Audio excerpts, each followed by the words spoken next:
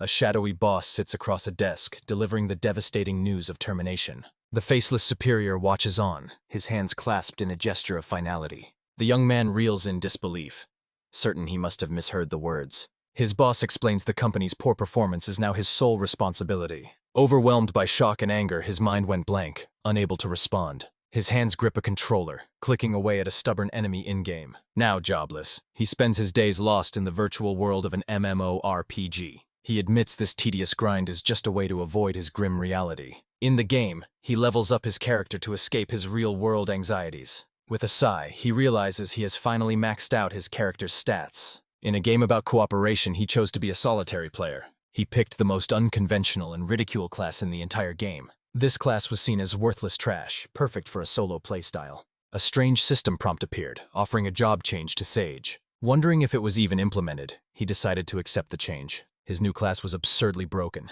maxing out every single parameter. The Sage class granted him the ability to use any skill or magic. He landed a devastating critical hit, his newfound power overwhelming his foes. He faced a raid boss alone, relishing the challenge from the developers. His incredible damage was countered by the dragon's absurd regeneration.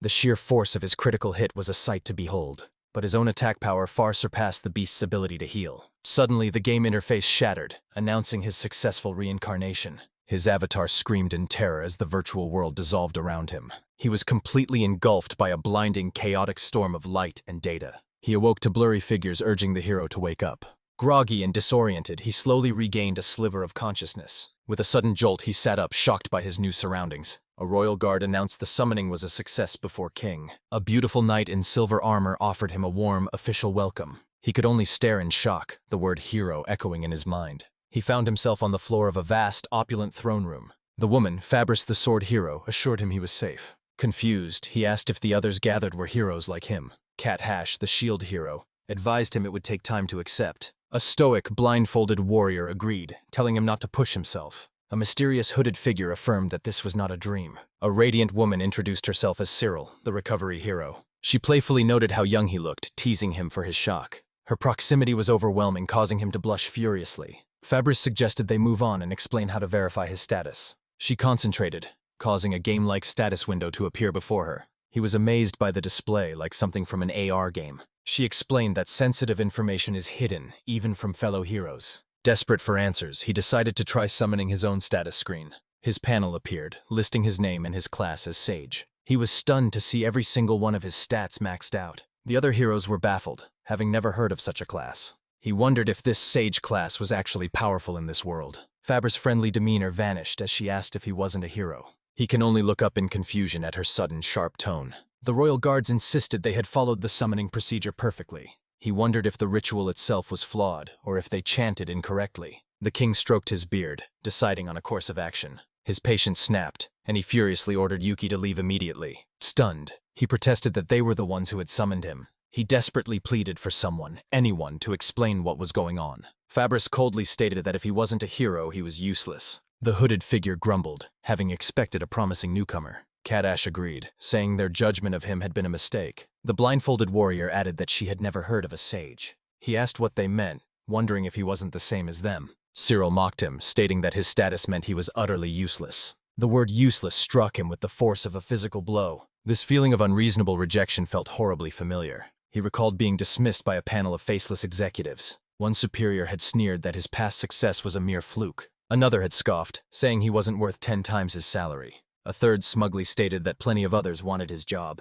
The trauma of being declared useless and discarded came rushing back. The waking nightmare faded, leaving a lingering sense of dread. The heroes agreed that he didn't belong there and should be driven out. The king declared that there was no place for him and ordered his removal. 2 guards grabbed him, telling him a fake hero wasn't welcome. He struggled, but they dragged him forcefully down the long hall. They threw him out the main gate, telling the fake hero to go home. Furious, he vowed that he would never come back, even if they begged. He looked down the reality of a situation beginning to sink in. He looked at the city, realizing he had truly been sent to another world. He confirmed to himself that this was no dream, it was all real. He recalled their judgment. He wasn't a hero, just a useless sage. Useless, huh? He muttered, the words stinging with fresh pain. Even in another world, he was treated just the same. He wondered if he should just live quietly or a fine way back. He decided he never wanted to return to that soulless corporate life. Clenching his fist, he resolved to somehow make his way here. but he had no idea what he should do to survive. Thrown into this world without a tutorial, he didn't know where to start. He sighed, feeling that even this new world was devoid of hope. He sarcastically noted that this was the moment for a fateful encounter. He then saw thugs cornering a girl, a chance for reversal of fortune. The men threatened the struggling girl, telling her to be quiet. They gagged her, noting how much trouble the little brat was. From the shadows, he wondered if anyone had seen the commotion. They urged each other to hurry before anyone spotted them. First exiled, now he'd stumbled upon a kidnapping. He was torn, wondering if he should help or look the other way. He didn't want any more trouble, but it felt like a fateful meeting. He tried to think of a plan, but his foot made a sound. One of the thugs turned, his gaze locking onto the silent observer. Yuki freezes in the alley as two thugs spot him, wondering who this lurker is. His heart pounds his chest as he realizes he's been seen and has no idea what to do. He desperately recalls his list of skills, hoping to find something that can help him. The thugs decide he's a liability, worried he'll make a scene and call for help.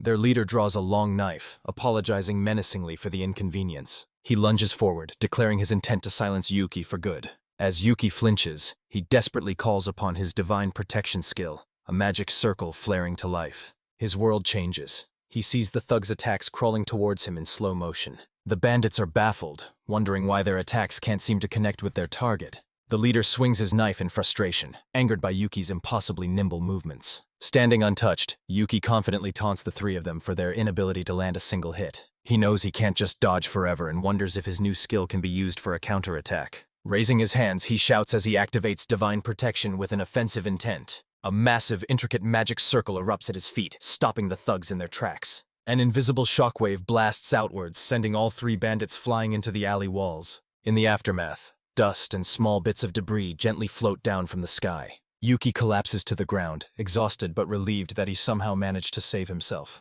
A sudden thought strikes him, and he remembers the reason he got into this fight. He walks over to the waiting carriage, wondering if the girl inside is safe. Peering over the side, he calls out to her, asking if she's okay. He finds her bound and gagged, struggling helplessly on the floor of the carriage. Seeing that she is physically unharmed, a look of relief washes over his face. He reassures the terrified girl that it's all right, and he's here to help her now. As he begins untying her ropes, he tells her not to worry.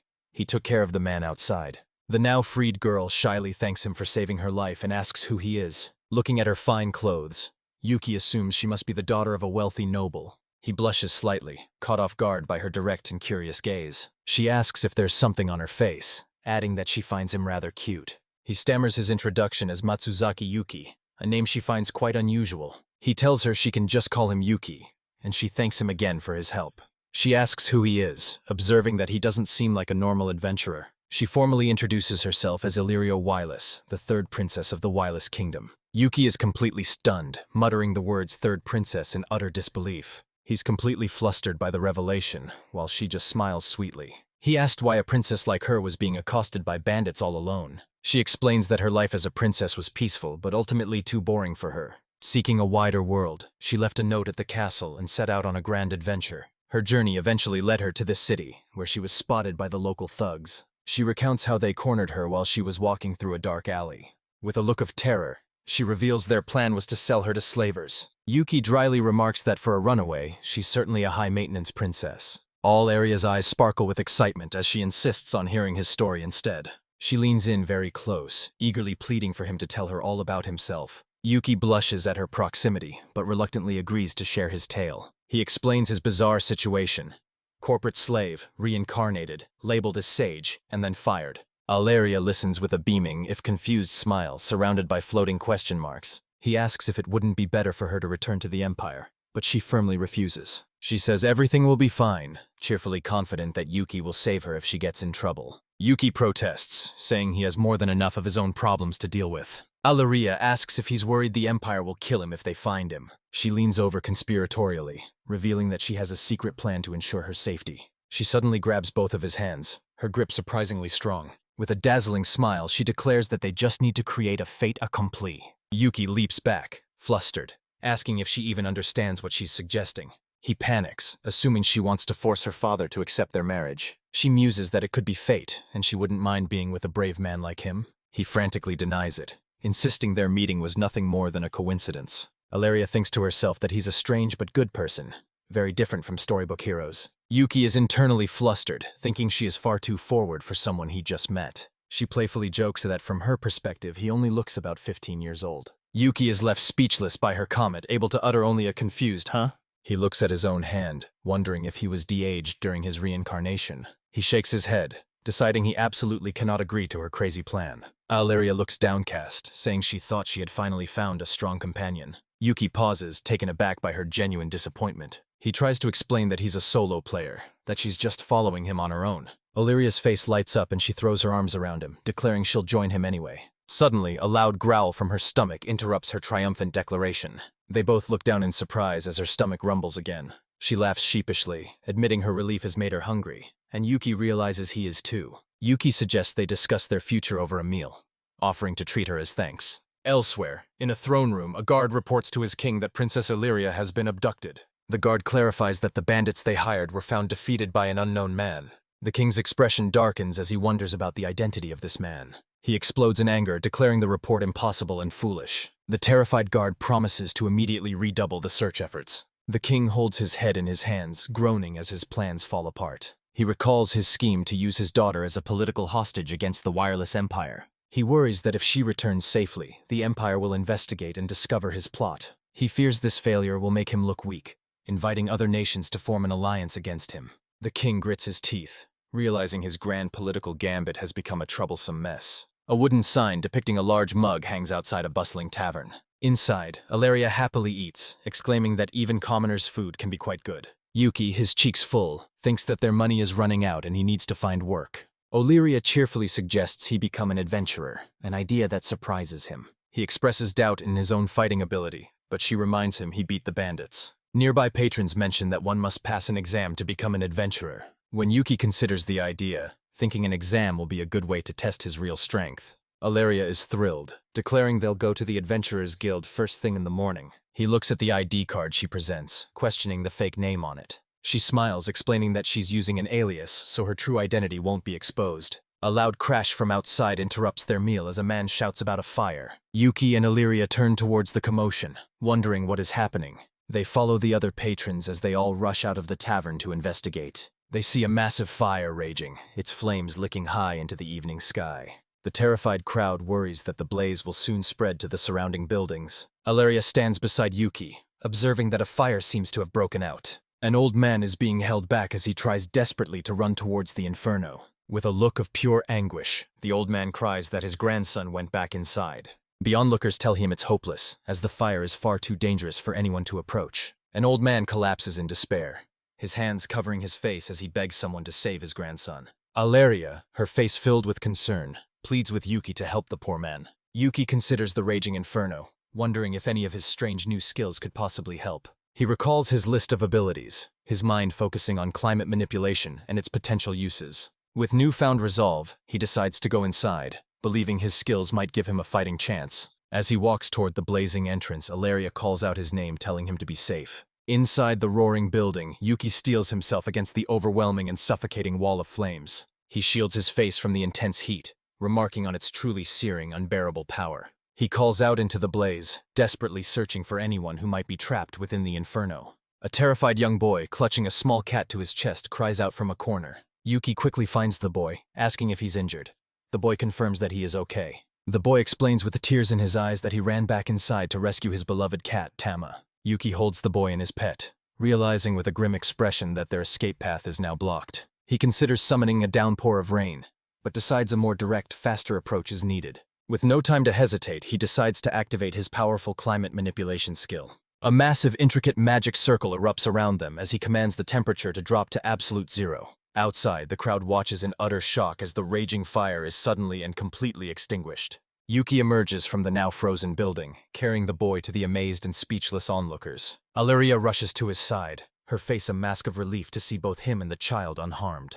With a radiant, beaming smile, she tells him that he's truly amazing for his heroic feat. The young boy, Hans, joyfully cries out for his grandfather upon seeing him in the crowd. The two embrace in a tearful, heartfelt reunion, surrounded by the relieved and emotional townspeople. Yuki and Alleria watch the happy scene with warm, gentle smiles on their faces. The sage's peerless skill has instantly extinguished the disastrous fire, saving the day for everyone. The grandfather comforts his crying grandson, telling him all that matters is that he is safe. It was a close call, but Yuki is glad that they managed to make it in time. The old man introduces himself as the armory's owner, thanking Yuki profusely for his bravery. Yuki expresses his relief that the boy is safe, humbly accepting the man's overwhelming gratitude. The owner looks at his burnt shop, suspecting that some volatile gunpowder materials caused the blaze. The old man insists on rewarding him for his heroism, but Yuki tries to politely decline the offer. The owner insists offering him any item from the miraculously preserved shop as a reward for his deed. Inside the shop, they are surrounded by a vast and impressive array of surviving weapons. He wonders if sages have specific weapons they must use or if he is able to use anything.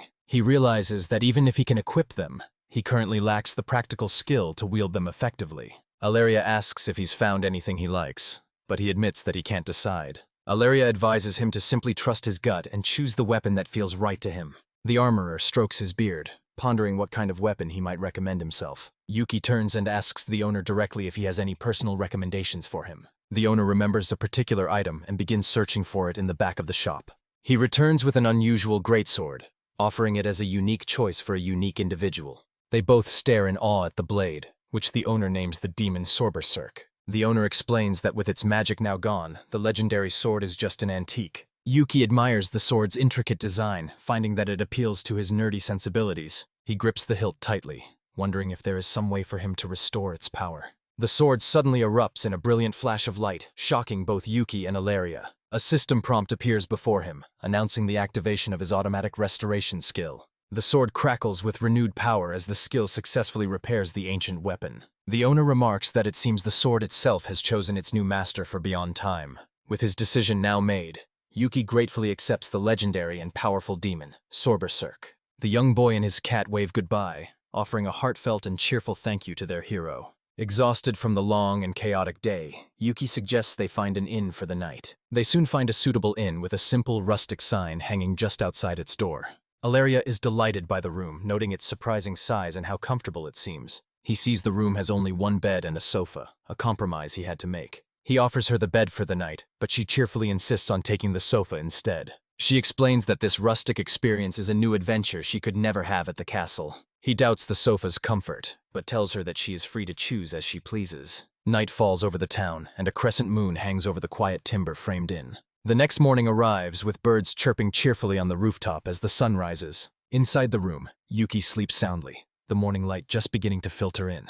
In his sleep, he feels a soft, pleasant, and warm sensation resting upon his chest. He drowsily wonders what could feel so much softer and warmer than his own pillow. His eyes snap open as he realizes with a jolt that his face is buried in Alleria's chest. He is completely flustered to find that Alleria has joined him in his bed during the night. She sleepily murmurs his name as he frantically tries to get her to wake up. He finally manages to wake her, and she groggily wishes him a very cheerful good morning. She demands to know why she is in his bed, and she sits up and apologizes sheepishly. She explains the sofa was too uncomfortable, so she couldn't resist sneaking in with him. He scolds her for being so careless and trusting with a man she has only just met. She insists that she feels perfectly safe with him, but he remains flustered by the situation. He warns her that many men in the world would not hesitate to take advantage of her trust. She thoughtfully considers his words and promises to be more careful from now on. Now he asks if she is truly okay, but she just teases him playfully about the situation. She slyly suggests that she must be careful not to be deceived by a strange man like him. He insists he would never make a move, but she playfully challenges his hypothetical statement. He leans in close, turning the tables on her and teasing her right back. They stare into each other's eyes, their faces just inches apart, both blushing furiously. Alleria boldly declares that if he is truly serious, then she might just accept him. Her bold and unexpected acceptance leaves him utterly and completely shocked into silence. He frantically backpedals, insisting it was just a hypothetical situation, much to her disappointment. The next day, they walk together through the bustling streets of the capital city. Two men in the crowd recognize Yuki, whispering about him amongst themselves as he passes. All around them, the townspeople stare and whisper, their eyes following the mysterious young man. Yuki notices the constant stares from the crowd, feeling a bit uneasy under their scrutiny. Alleria asks why they're being watched, but Yuki corrects her. The people are watching him. She asked what he did to attract such attention, but he insists he is the victim here. He reminds her of his strange story about being summoned to this world from another. He recounts being mistaken for a hero and then unceremoniously thrown out of the castle. Alleria recalls hearing rumors about a new hero being summoned to the kingdom recently. She puts the pieces together and asks if that summoned hero was in fact him. She worries the story has spread, but he is more concerned for her safety if she is recognized. He also considers that his miraculous feat at the armory fire drew a great deal of attention. He sighs, resigning himself to his unfortunate and increasingly complicated situation. He remembers being cast out by the king and heroes without any proper explanation. Alleria asks if he's disappointed by how things have turned out for him. He reflects that his supposedly useless class has actually brought him a great deal of luck. Alleria turns to him with a serious expression, stating that she is not disappointed at all. She reveals the hero's summoning was just a pretext for the king's selfish military ambitions. She believed his arrival saved them both from fates that they did not want for themselves. He considers her words, realizing that there's a great deal of truth in what she says. Yuki muses that meeting Alleria saved him, so being cast out was a blessing. She firmly takes both of his hands in hers, her touch full of encouragement. He looks at her, surprised by the sudden and heartfelt gesture of support. She declares she loves his forward-looking attitude and will follow him anywhere. Her sincere words cause a deep blush to spread across his flustered face. He shyly thanks her as she cheerfully announces they've arrived at the guild. A bespectacled receptionist greets them, asking for their names to begin registration. Yuki confirms this is the correct place to join the Adventurers Guild. He introduces himself as Matsuzaki Yuki, which startles the guild girl. Seeing her reaction, he asks if there is a problem, but she nervously denies it. She explains he must pass an exam to join, which he agrees to take immediately. An official outlines the exam's 3 parts: magic, combat, and a final trial. For the first test, he is told to place his arm inside a strange device. The receptionist explains it will measure his magic by squeezing his arm tightly. He notes it feels like a blood pressure test as the measurement begins. Suddenly, the machine begins to spark and shudder violently under the strain. With a loud bang, the entire contraption explodes, shocking everyone. The receptionist apologizes profusely, saying this has never happened before. Laughing nervously, she blames the new equipment and leads them to another room. She presents a huge floating crystal explaining it measures magic via color. Yuki thinks this analog method feels much more like something from a game. He reaches out and places his hand on a massive crystal's cool surface. He feels an intense heat as the receptionist gasps, realizing something is wrong. A spiderweb of cracks instantly spreads across the crystal's flawless face. He worries it will explode again, but she says the color change is still working. Without warning, the entire crystal shatters into thousands of tiny fragments. Yuki and Alleria cry out in shock, completely baffled by the event. The receptionist explains the crystal's limit was 100,000 MP. He surpassed it. She informs him that since the requirement is 20,000 MP, he has easily passed. Alleria points out that when she took the test yesterday, the score was 10,000 MP. She adds that even a veteran adventurer would struggle to meet the new requirement. The receptionist hesitantly whispers that she isn't sure if she should tell them. She reveals a royal order came to raise the score for everyone, but Yuki. Alleria is shocked they changed the rules just for him. Yuki finds it obvious. He realizes that, with this kind of attention, he cannot afford to be careless. The receptionist cheerfully leads them to the outside plaza for the combat exam. Yuki asked Alleria what kind of opponent she had to fight for her test. The receptionist explains that while the opponent is usually C rank, his is special. A massive, heavily armored knight emerges from a gate with an intimidating aura. The knight, Regulus, sneers that by the king's will, Yuki is sentenced to death. Yuki resolves to show his respect for this kingdom with the edge of his blade. Regulus sarcastically asks if you should be grateful for such an empty threat. He dismisses Yuki entirely, calling him weak and a head for his defiance. The crowd cheers for their champion, Regulus, but Yuki smirks at the hostility. Regulus dares him to attack, mocking the thinness of his sword. Yuki stands ready, activating his divine protection skill with a flash of light. He knows the skill will let him see his opponent's moves, but he must be wary. He decides his only path to victory is to find an opening for a single decisive blow. In a blur of motion, Yuki closes the distance between them in an instant. Regulus is stunned by speed as their swords clash with incredible force. Staggering back, he wonders if it was magic, shocked by Yuki's hidden power.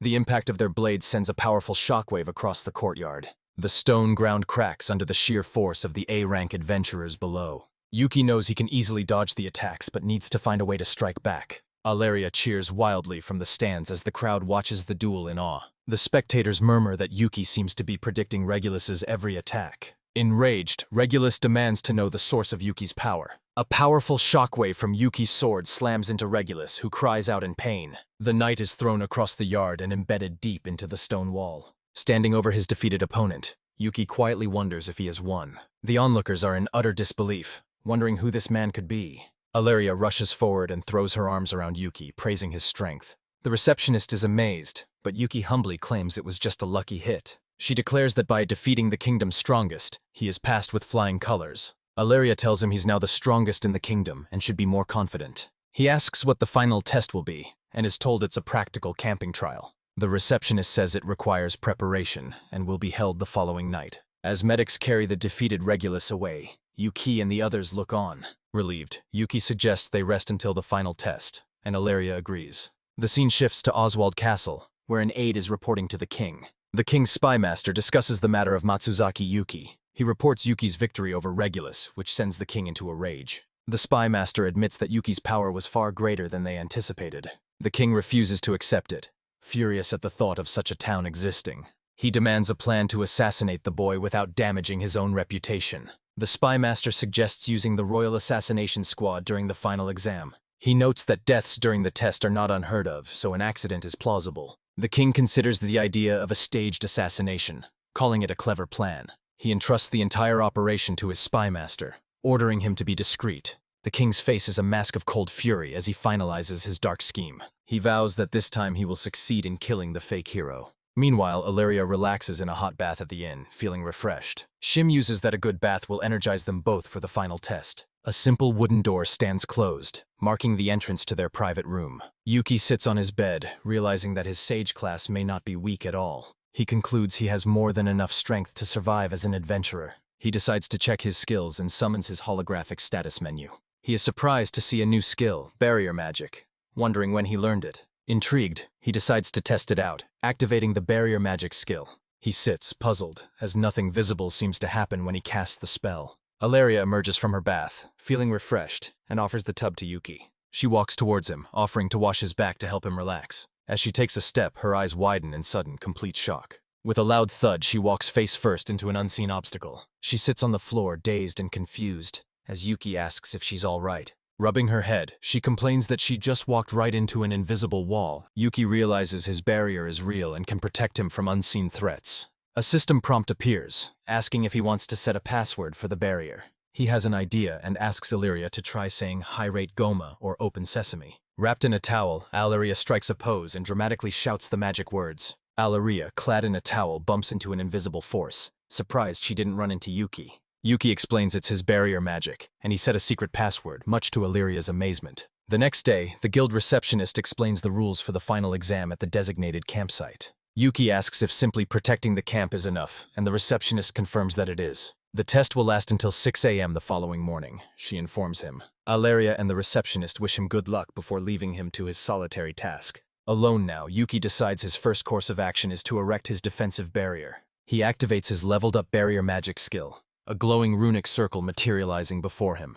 He wonders how effective the upgraded skill will be, figuring it should at least buy him some time. Sitting by the campfire, he reflects on the surreal experience of solo camping in this new world. The dark forest is shown, the trees casting long, ominous shadows under the night sky. A squad of robed assassins reports that they have the target surrounded and are ready to proceed. One of the men notes that their target is just a boy expressing some reluctance. The leader coldly tells him that sympathy is unnecessary, as the boy is a traitor to the kingdom. He speculates that this boy is the reason the kingdom's recent hero summoning failed. A subordinate questions how such a boy could be responsible, but the leader insists he is no ordinary foe. The leader cautions his men to be careful, as their opponent is not to be underestimated. He gives the order to begin the assault, noting the attacker has not yet been spotted. Suddenly, a subordinate cries out that there is an emergency, and the leader asks if they've been seen. The assassin stammers, unable to explain, and asks his leader to see for himself. An assassin has shown hurling a dagger with deadly speed and precision at the camp.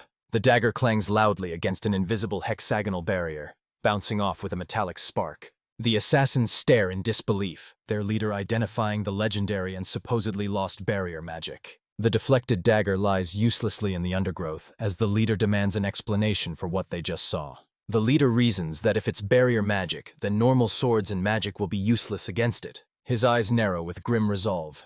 This is a direct order from the king, and failure is not an option. He orders his men to use any means necessary, prompting a subordinate to ask if he means that. The leader confirms, commanding them to prepare the magic weapon, certain the king will approve. They will a massive ornate cannon forward. A subordinate worries it's overkill, but the leader disagrees. The men confirm the weapon is ready, and the leader gives the signal to proceed. The leader shouts for his men to brace themselves for the coming impact. With a final roaring command to fire, the cannon unleashes a torrent of destructive energy. The screen is filled with the swirling black smoke and chaotic force of the massive explosion. After the blast, the assassins peer through the smoke, wondering if they were successful. The leader's eyes widen in absolute shock and disbelief at the result of their attack. Inside the barrier, Yuki is completely oblivious, wondering aloud why the attacker hasn't shown up. The furious leader, realizing one shot wasn't enough, orders them to bring up the backup cannons. He commands his men to concentrate all their firepower on a single point to break through. A subordinate reports that the barrier's durability shows no signs of changing, much to the leader's frustration. Meanwhile, Yuki calmly checks on his dinner, wondering if the food he was given is cooked yet. He takes a bite of his stew, remarking that for a simple meal it turned out quite well. Patting his full stomach, he wonders aloud if the attackers for his exam are actually going to show up. The assassins are baffled, wondering if the sound and shock waves of their attacks are even reaching him. Yuki yawns, feeling sleepy after his meal, and decides to turn in for the night. The enraged leader orders his men to keep firing, intending to incinerate the entire campsite. The surrounding forest is shown completely devastated, trees shattered and smoke filling the air. The assassins report that their magic catalysts are depleted. The leader calls it ridiculous. He stares at the pristine campsite, unable to comprehend why their weapons can't even scratch the barrier. A subordinate asks for new orders. The leader grimly states that the operation is a failure. He mutters that he can't report this, thinking the boy may possess power surpassing that of a hero. He reasons that they cannot win against an opponent they can't even touch. The leader orders a full retreat, telling his men to leave no trace of their presence behind. The assassination squad withdrew, having failed to even meet their target, let alone harm him. The next morning, the receptionist and Ilaria arrive to find the campsite surrounded by a cratered wasteland. The receptionist panics, rushing forward while shouting that she hopes Yuki is all right. She slams face first into the invisible wall, dizzy and confused about what just happened. Ilaria, her eyes wide, remembers the invisible barrier from the night before. She recalls Yuki explaining that he had set a password to allow entry through the barrier. With a dramatic pose, Ilaria shouts the magic words, "Open Sesame." She cheerfully leads the day's receptionist through the now open barrier, who thanks her meekly. They find Yuki sleeping soundly.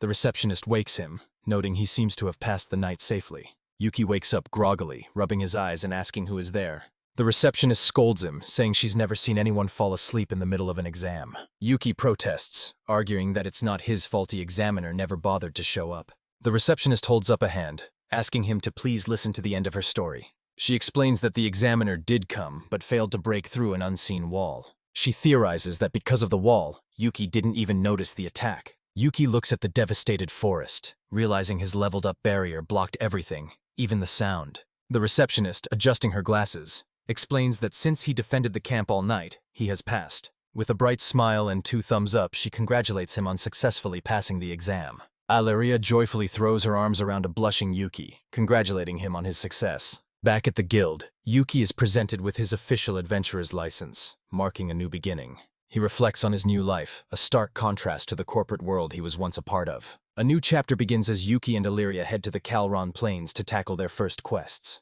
Ilaria is surprised by the large quantity of materials required for their first mission. Yuki explains that he accepted 10 similar quests at once for efficiency, impressing Ilaria. He consults the guild's guidebook for beginners to find the most efficient gathering spot. His eyes widen in surprise as he reads a particular entry in the guidebook. He says, "I see," as he looks over a page detailing the required herbs in a map. He decides they will head to the Choron Forest, which Illyrian notes wasn't their intended destination. The guidebook shows that the required herbs grow far more abundantly in the forests than the plains. Yuki explains that the forest's greater magic concentration means more herbs and flowers will grow there. Illyria expresses her concern as she hasn't yet tested her new sword against stronger forest monsters. Yuki turns to her, his expression confident, and tells her not to worry. He reminds her that according to the guide, there are no particularly strong monsters near the capital. Besides, with his barrier up, no attacks can reach them. Ilaria agrees, put her trust in him. They arrive at the entrance to the misty and dense Calron Forest. Ready for their task, they walk through the beautiful forest, a faint hexagonal barrier shimmering around them. Just as he predicted, they find a large patch of the flowers they need, and Ilaria is delighted. He declares that they'll start gathering from one end, and Ilaria cheerfully agrees. Illyria hums a tune, remarking that it feels less like a quest and more like a picnic. A wolf, a slime, and a giant mantis emerge from the undergrowth, their presence menacing. The monsters are stopped dead by the invisible barrier, unable to harm them as they gather herbs. Their collection bags are soon overflowing with the herbs and flowers they've gathered.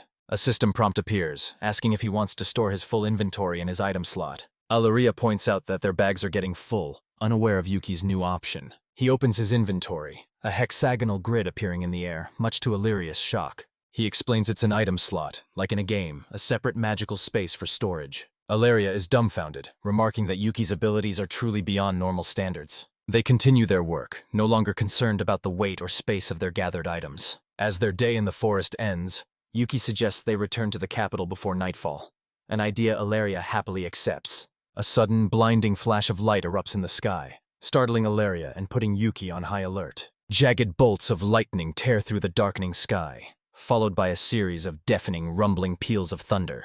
Illyria finds the sudden storm strange, but Yuki senses something unnatural about the rapid succession of lightning strikes. The booming sound intensifies, feeling more like a powerful roar that seems to vibrate right through Yuki's magical barrier. Yuki decides they must investigate the disturbance, asking a hesitant Illyria if she is willing to come with him.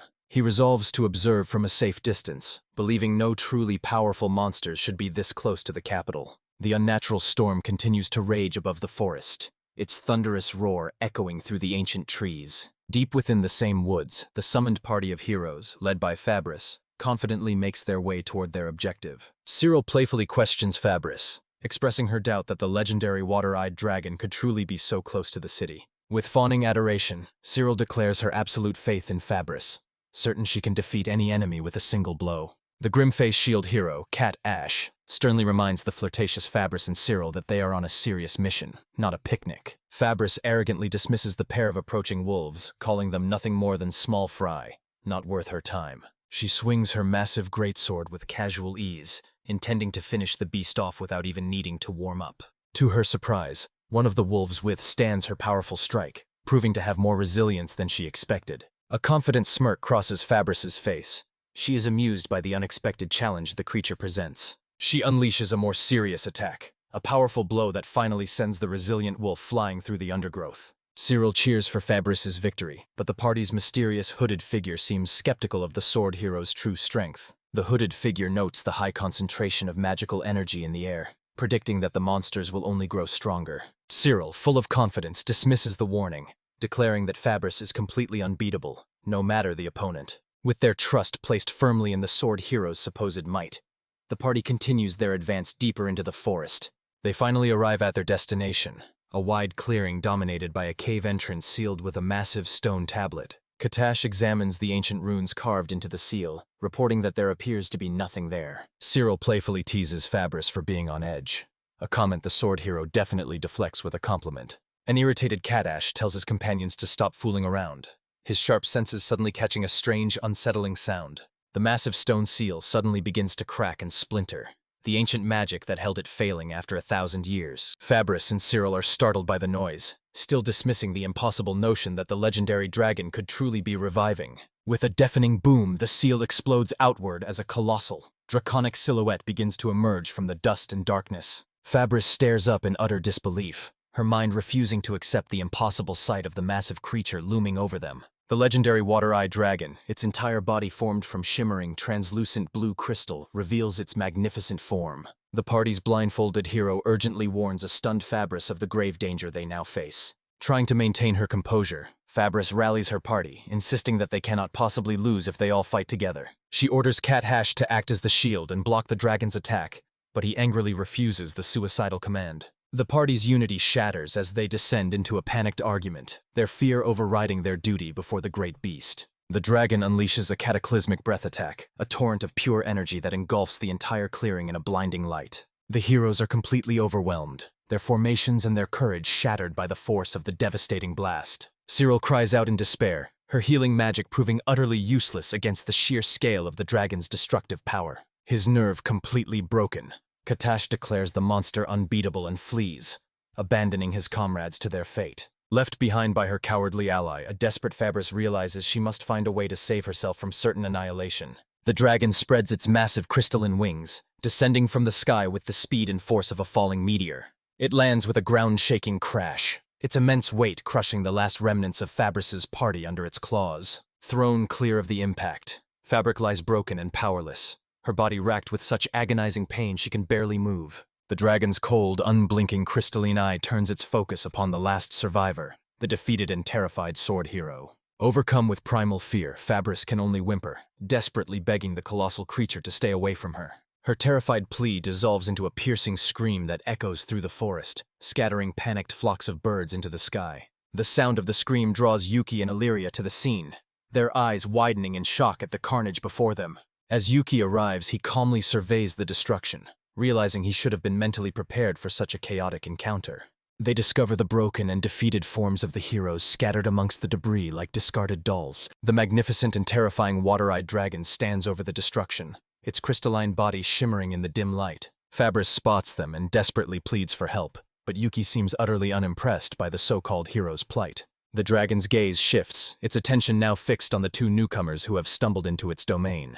It unleashes another devastating breath attack, a beam of pure energy aimed directly at Yuki and Illyria. Yuki shouts for Illyria to get back, raising his demon sword to meet the cataclysmic blast head-on. He braces himself against the overwhelming force, his dark blade glowing as it absorbs the immense torrent of energy. The dragon suddenly ceases its attack, lowering its head and addressing Yuki with a strange, unexpected reverence. A completely bewildered Yuki confirms that he is, in fact, the sage, leaving him and Illyria to wonder what is happening. The creature explains that it is the water-eyed dragon, a being that sealed itself away 1,000 years ago to heal. The colossal dragon is suddenly enveloped in a thick swirling cloud of white smoke, its form completely obscured, with a comical poof and a shower of sparkles. It undergoes a bizarre transformation, shrinking into a much smaller form.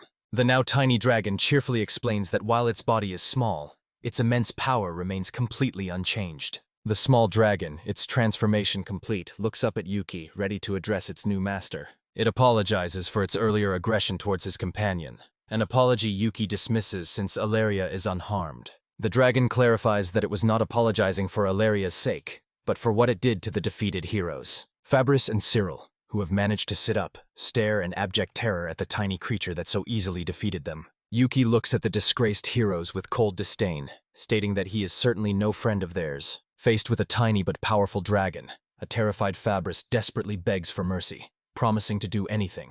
In a moment of sheer opportunism, she offers Yuki the leadership of a hero party, hoping to win his favor. Yuki flatly rejects her offer, his voice sharp as he reminds her of the cruel words she spoke when she cast him out. Fabris recoils in shock, her face paling as the memory of her own callous judgment comes rushing back to her. A flashback reveals the heroes in the throne room, callously deciding to expel the useless sage from their presence, his voice filled with righteous anger.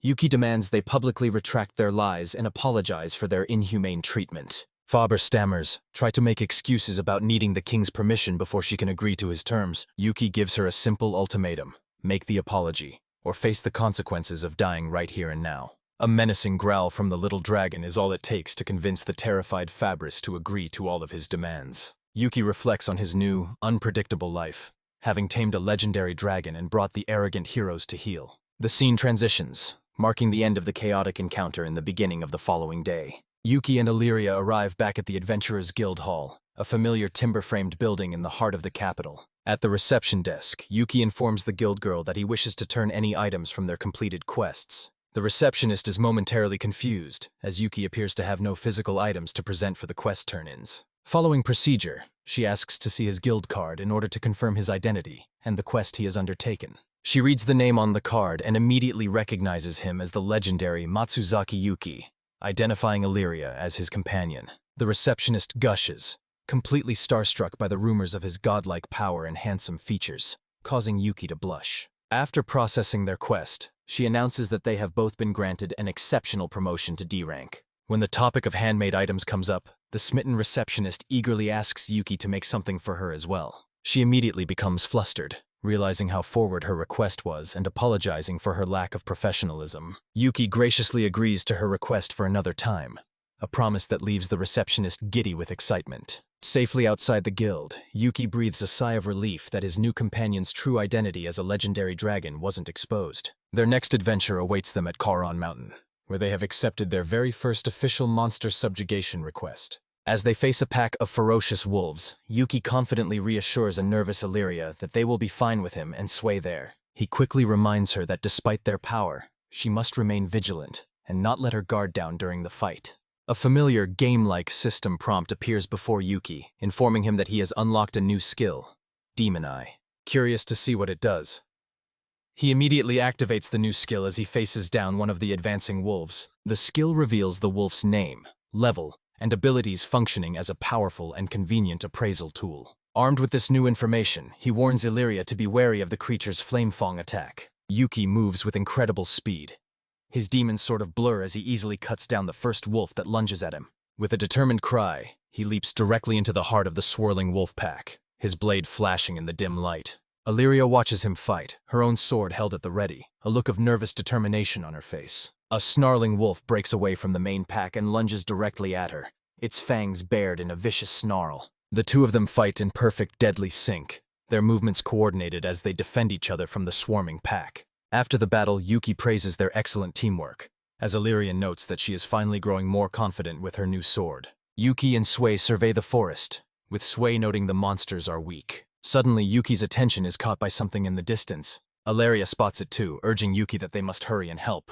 They find a trapped elf girl, and Yuki vows to save her immediately. They hack at the regenerating vines, but Illyria cries that it's endless. The thorny vines tighten their grip around the captive elf's legs. Illyria lets out a sudden gasp of surprise and fear. She too becomes ensnared, much to her and the elf's dismay. Yuki realizes it's faster to find and destroy the main body. He asks Sui if he can create a diversion by drawing the enemy's attacks. Sui happily zips through the air, taunting the vines to chase it. With the vines distracted, Yuki activates his demon eye skill to search. He spots the source, a colossal, monstrous flower hidden in the undergrowth. Before the vines can react, he prepares to strike the creature's core. Activating divine protection, he lunges forward with his sword held high. His blade pierces the center of the man-eater with a sickening squelch. The ensnaring vines go limp, and the captive elf wonders what happened. Freed, the girls collapse to the ground, Illyria noting it was a close call. The elf girl looks up at her rescuers, thanking them for their help. She introduces herself as Ananiel, a warrior from the elven village. After Anna asks for their names, Yuki introduces himself in Illyria. Yuki and Illyria are surprised, knowing the elven lands are far away. Anna explains that many elves from her village have been going missing. She was tracking the bandits who took her friends when she was ambushed. Illyria is shocked, recalling that she has heard of elf slave traders. Aina confirms this is true, even though slavery is forbidden everywhere. The kingdom of Oswald, she adds, is rumored to harbor such criminals. Yuki suspects a connection to the bandits who tried to kidnap Illyria. He suggests Aina stay with him in the capital to search for clues. He assures her they will lend their full support to her cause. Aina gratefully accepts his offer, resolving to find her friends. Illyria declares the matter settled, and Yuki welcomes Aina to the team. Aina then notices Sui, asking about the strange stuffed toy. She is stunned when it talks, as Yuki promises to explain later. Meanwhile, at the capital's Adventurers Guild, a familiar face appears. A bruised and bandaged fabric approaches the counter, demanding service. She insists on being told everything about the adventurer, Matsuzaki Yuki. She slams the counter, boasting of her status as a hero favored by the king. Losing her patience, she grabs the receptionist and threatens her for answers. She shouts that she has no time to waste on the guild's pointless rules. Regulus appears, stopping her assault and asking what she thinks she's doing. He addresses the sword hero, remarking on her shockingly rude behavior. Fabris glares at him, coldly stating that her actions are none of his concern. In another part of the city, Regulus's men report on the king's investigation. Fabris proposes they team up to take down the fake hero who defeated them. Regulus scoffs, doubting someone of her level could ever corner Yuki. He recalls Yuki's straightforward fighting style. Seeing no malice in him, Fabris grows furious, questioning if he dares to defy a hero's command. Regulus tells her to stop, pointing out she's in no condition to fight him. The sword hero clenches her jaw, muttering a curse under her breath. She retreats, vowing to expose the fake hero's true nature on her own. With a final slam of the door, the disgraced hero is gone. Regulus wonders why the king is so obsessed with a single adventure. He paces, troubled by the fact that Yuki was branded a rebel. He muses that the official story about the demon lord doesn't add up. He strokes his chin, lost in thought as he tries to connect the pieces. Looking over the city, he decides he must investigate the matter himself. The next morning, Yuki awakens with a groan. Blushing profusely, he finds himself pinned in bed between Illyria and Aina, unable to move. A flashback begins, explaining how this situation started the previous night. With their party now larger, Yuki had suggested getting separate rooms. In their shared room, Aina questioned the arrangement, but Yuki cited the cost. Illyria cheerfully added that staying together is much more fun anyway. Aina nervously agreed, but warned Yuki not to try anything funny. A confused Yuki asked what she meant by funny. Blushing furiously, Anna called him an idiot, too embarrassed to explain. The four of them, in chibi form, wish each other a good night. The scene shifts to the moon hanging in the dark, cloudy sky. Later, Illyria quietly creeps over and sits on the edge of Yuki's bed. Ina sits up, asking Illyria what she's doing in the wrong bed. Illyria claims she was just getting some air, an obvious and poor excuse. Anna confronts her, asking why she's so flustered if she's just tired. She accuses Illyria of planning to make a move on the sleeping Yuki. Illyria blushes, admitting she can't make excuses for her behavior. She confesses she was just sneaking in because Yuki's side is so comfy. Ina declares she'll test that claim herself, climbing in a bed with him. She calmly states that she is just doing the same thing as Illyria. Illyria argues she has more right to be there, but Ainta questions why. Illyria reveals that Yuki unconsciously touches her chest in his sleep. She boasts that he is a breast connoisseur and will choose her over Anna. A competitive fire ignites in Anna, who challenges her to let Yuki decide. An absurd competition began, and soon Yuki was trapped between them. In his sleep, Yuki's hand moves, resting gently on Illyria's chest. He awakens to the familiar sensation, realizing Illyria has snuck in again. He then feels Anna on his other side, wondering why she's there too. He sees Sway sleeping on his stomach, completely trapping him. He laments that his ultimate power is useless, pinned between two women. Realizing he cannot move, he gives up on trying to escape. He decides to just go back to sleep and pretend it never happened. The next morning, birds chirp as the sun rises over the inn. Sunlight streams into the room and Yuki slowly begins to wake up. He is greeted by the smiling faces of Ina and Illyria, wishing him good morning. They immediately demand he stop feigning ignorance and judge their contest. A flustered Yuki shouts that he can't possibly say which felt better. The girls lean in close, asking if he really thinks that will satisfy them. They begin to argue, each insisting that Yuki will surely choose her. Pinned against the bedpost, Yuki yells for them to stop dragging him into it. The party then heads out to the mountains to test Ina's skills. Anna draws her bow with practiced ease, looking like a seasoned warrior. Yuki remarks that elves are indeed as skilled with bows as the legends say. Anna's eyes narrow in concentration as she unleashes her powerful spirit-infused arrow. 3 flaming spectral skulls manifest from the shot, streaking towards their targets. Yuki praises her impressive skill, noting she could easily pass the guild's practical exam. Illyria is amazed by the display, while Ina modestly credits her village's training. Yuki finds hunting the local monsters inefficient, wishing for a way to gather them. Sway offers to help, explaining it can resonate with monsters to attract them. The little dragon concentrates, sending out a magical call to all nearby creatures. A massive horde of fire elemental wisps and salamanders answers Sway summons. Yuki rallies his companions, declaring it's time to test their skills against the army. He charges in and strikes a wisp, surprised by his newfound unusual power. Sway proudly explains that he is now using an elemental attack. The little dragon reveals its new skill, granting its master a water elemental power. Sway happily notes that water attacks deal double damage to these fire monsters. Yuki is amazed, realizing he can now defeat them with just his sword shockwave. Anna joins the battle, drawing her bow to take aim at the airborne wisps. Her arrows fly true, shattering the flaming skulls with pinpoint accuracy. Yuki stands ready, surrounded by the swirling chaos of the monster horde. He carves a path through the creatures with a powerful water-infused strike. He and Ina fight in perfect sync, their movements fluid and devastatingly effective. Illyria watches in awe, feeling that both of her companions are incredibly strong. A group of snarling salamanders breaks away from the fight and charges at her. With a fierce battle cry, she brings her sword down upon one of the beasts. She is quickly surrounded, overwhelmed by the sheer number of remaining monsters. Stealing her resolve, she tells herself she can win by taking them down one by one. The battlefield is a storm of action as Yuki and Ina dominate the fight. As the sun sets over the mountains, the long and arduous battle finally ends.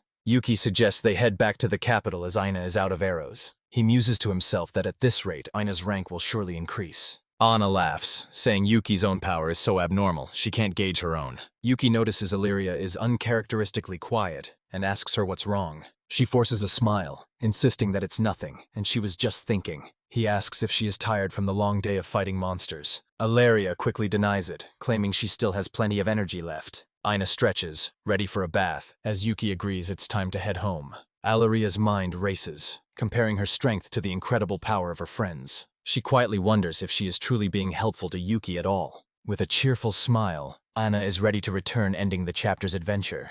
Back in the royal capital of Oswald, a familiar figure spots their return. Cyril, the recovery hero, approaches them and introduces herself. She gets uncomfortably close, confessing that she has fallen in love with Yuki. She gushes that his power and gallant appearance have completely stolen her heart. A flustered Yuki tries to stop her, unable to process her sudden confession. Cyril wonders why he is hesitating when she is pouring out her feelings. Her demeanor darkens as she asks how he could reject the world's #1 beauty. Yuki, Ilaria, and Anna are all completely bewildered by our narcissistic claims. Shiro launches into a poetic rant about her own divine beauty and power. She concludes her speech by calling her own dazzling beauty a sin from the gods. Yuki bluntly states that he doesn't understand and has absolutely no interest in her. Anna and Ilaria agree that Cyril is weird and suggest they should just leave. Yuki accuses her of being an authority lover who assumes everyone else is the same. Cyril is shocked and appalled that he would dare to call her an idiot. Yuki cuts her off, telling her to stay at her business or go home.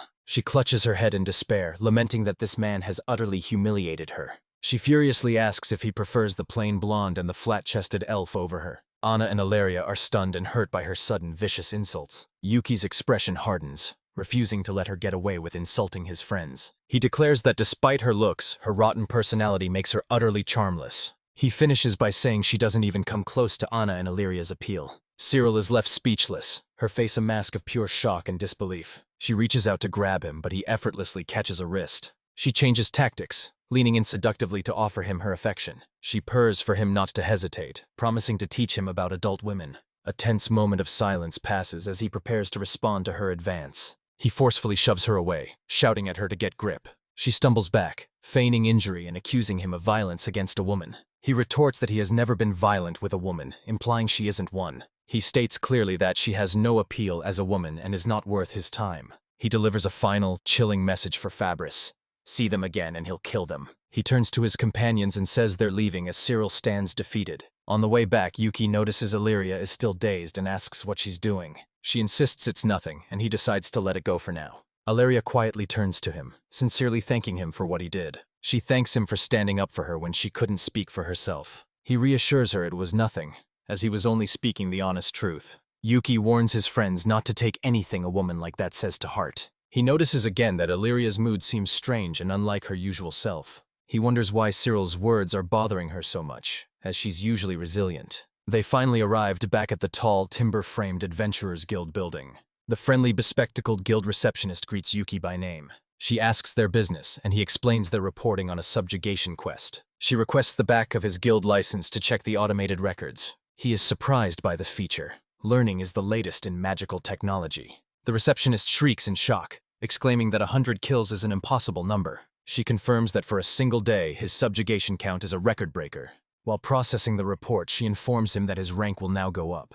As she prepares his new license, she asks for Illyria's card as well. Illyria quietly declines, refusing to hand over her adventurer's license. She insists she hasn't defeated nearly as many monsters as Yuki and Anna have. She feels she can't rank up with them and is fine staying at D rank. Yuki asks the receptionist for guidance, as this is a first for her as well. She explains that according to guild rules, Illyria would simply maintain her current rank. Yuki asked for some time to think it over. She grants them 3 days. He accepts, also asking her to put his own rank up on hold for now. Outside the guild, Yuki turns to Illyria, suggesting they change the mood. But he gets straight to the point, asking why she turned down the promotion. She apologizes, but he tells her not to, saying he just wants the reason. She confesses that compared to their fighting, she feels completely inadequate. She recalls how Yuki had to defend her from Cyril's insults earlier. She concludes that she doesn't feel qualified to receive the same reward as them. Yuki listens intently, a look of understanding on his face as he processes her words. Yuki addresses Aina, admitting it was his fault for pushing Illyria too hard.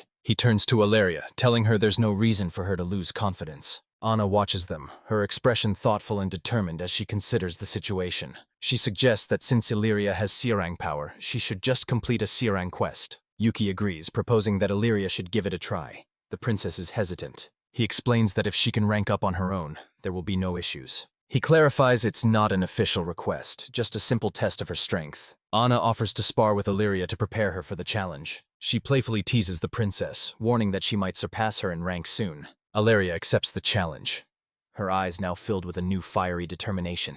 Yuki decides they will rest for the day and prepare for the trial tomorrow.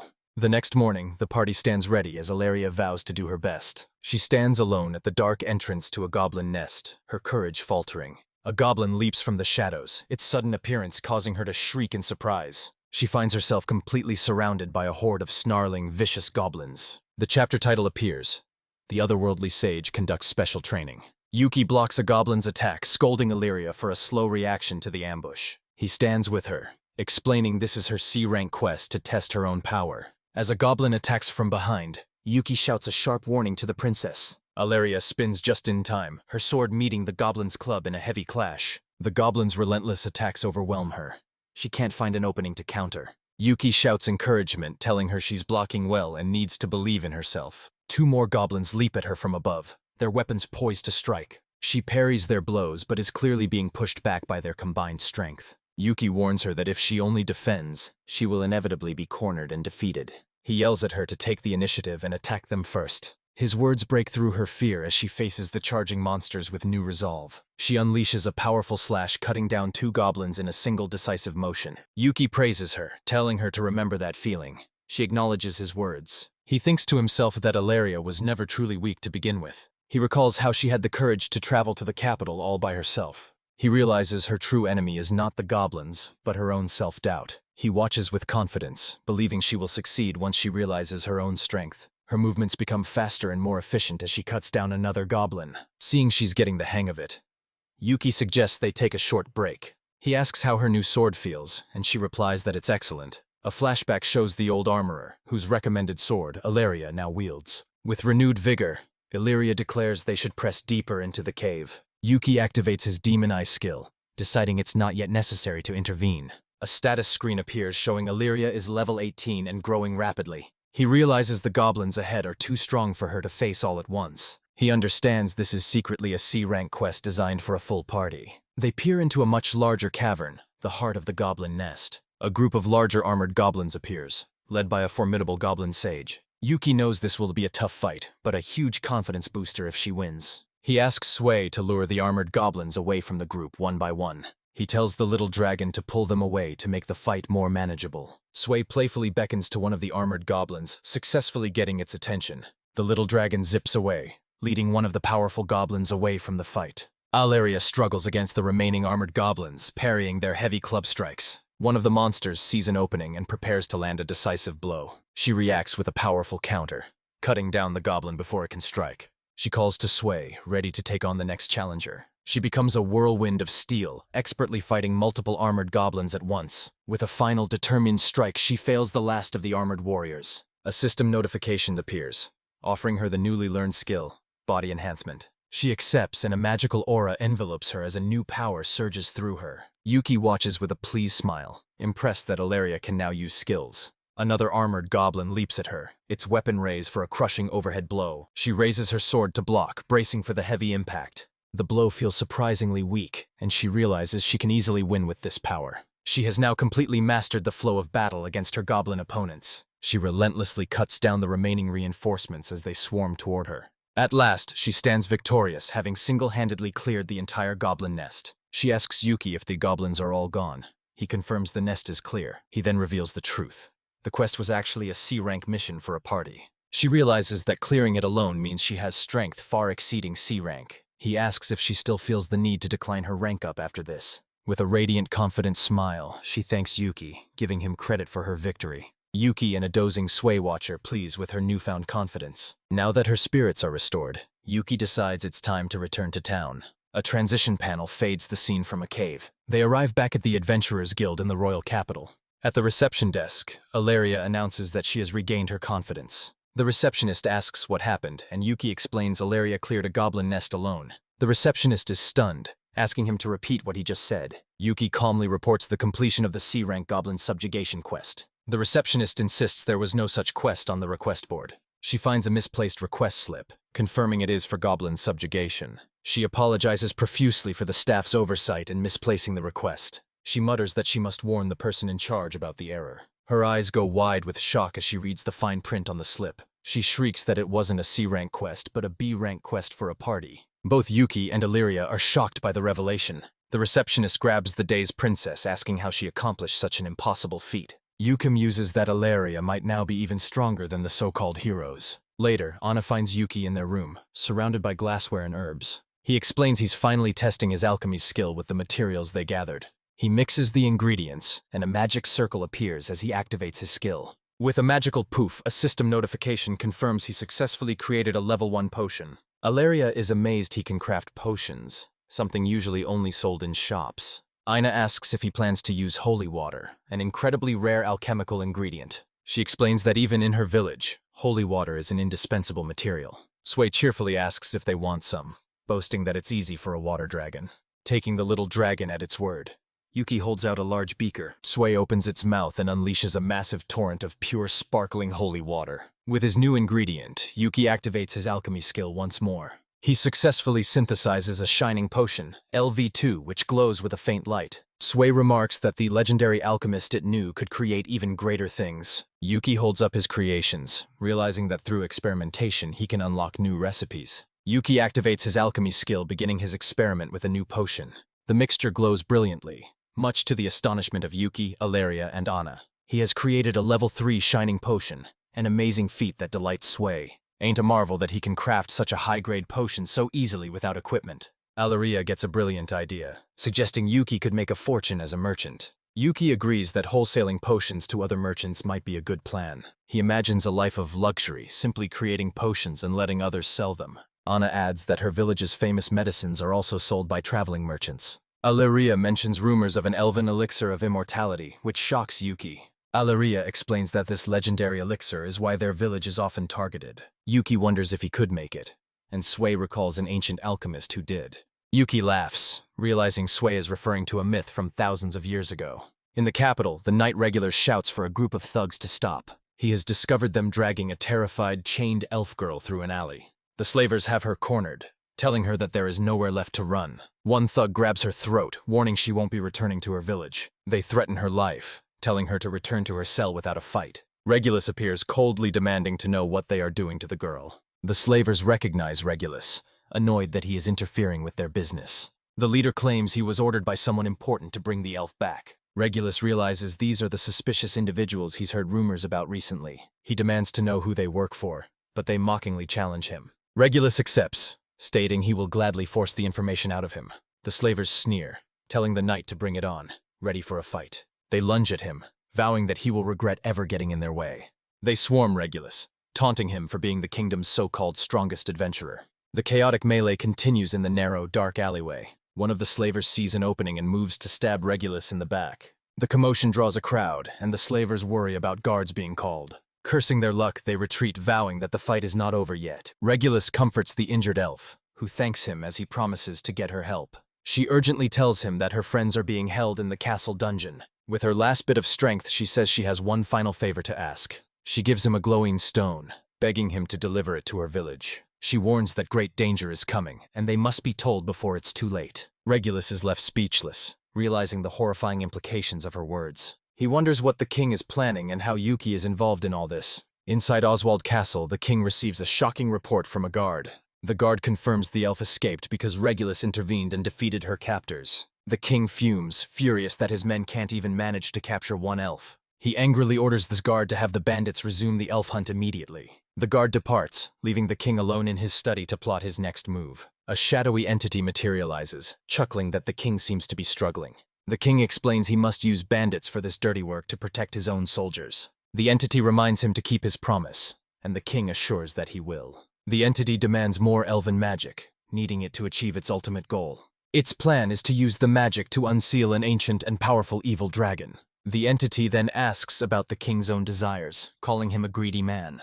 The king reveals he seeks the elves' legendary elixir of immortality for himself. The entity promises its aid if the king first proves his loyalty to the demons. It gives a menacing grin, warning the king that his time is running out. The king watches it vanish, muttering that he must hasten his plans. Aina worries that Regulus and the fake heroes are becoming an obstacle. On the Charon plains, Anna tells Illyria to attack a red ogre. She is distracting. Aina definitely dodges the ogre's attack, confirming she has its full attention. Illyria, her eyes shining with confidence, tells Anna to leave the rest to her. She charges forward, her sword flashing as she slashes the massive beast. After wounding its arm, she declares it can no longer wield its great club.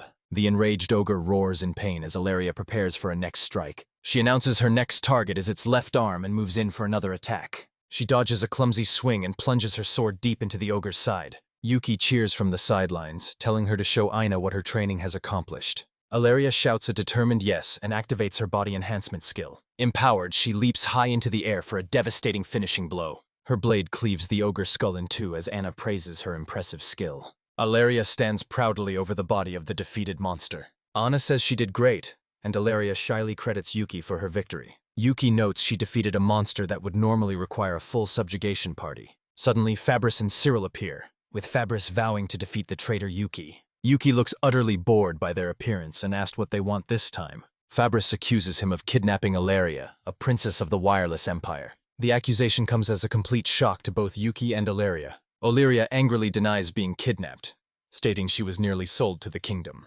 Yuki asks why Fabris is so insistent when the princess herself is refuting it. Fabris smugly declares the king will forgive him if he returns the princess. Yuki, amused, challenges them to try and take Ilaria by force if they can. He adds a warning that he won't be responsible if Ilaria chooses to resist. Ilaria understands his intent and agrees, her confidence shining. Yuki smiles, telling the two heroes there's one more thing they should know. He calmly gestures for them to follow him in Ilaria. He points to the dead ogre, revealing that Ilaria had defeated it all by herself. Fabris and Cyril are stunned, refusing to believe such an impossible story. Ilaria calmly tells them to see for themselves if they doubt her power. Goaded by Cyril, a furious Fabris accepts the challenge and draws her sword. She lunges at Ilaria, unleashing a powerful strike to test the princess's skill. Ilaria parries the blow with ease, declaring that now it is her turn. Fabris is shocked by Illyria's strength, believing it must be some kind of fluke. Anna watches from the side, amazed that Illyria is parrying every single attack. Fabris unleashes a desperate flurry of blows, but Ilaria blocks them all effortlessly. Cyril grows impatient, but Fabris is struggling to keep up with the princess.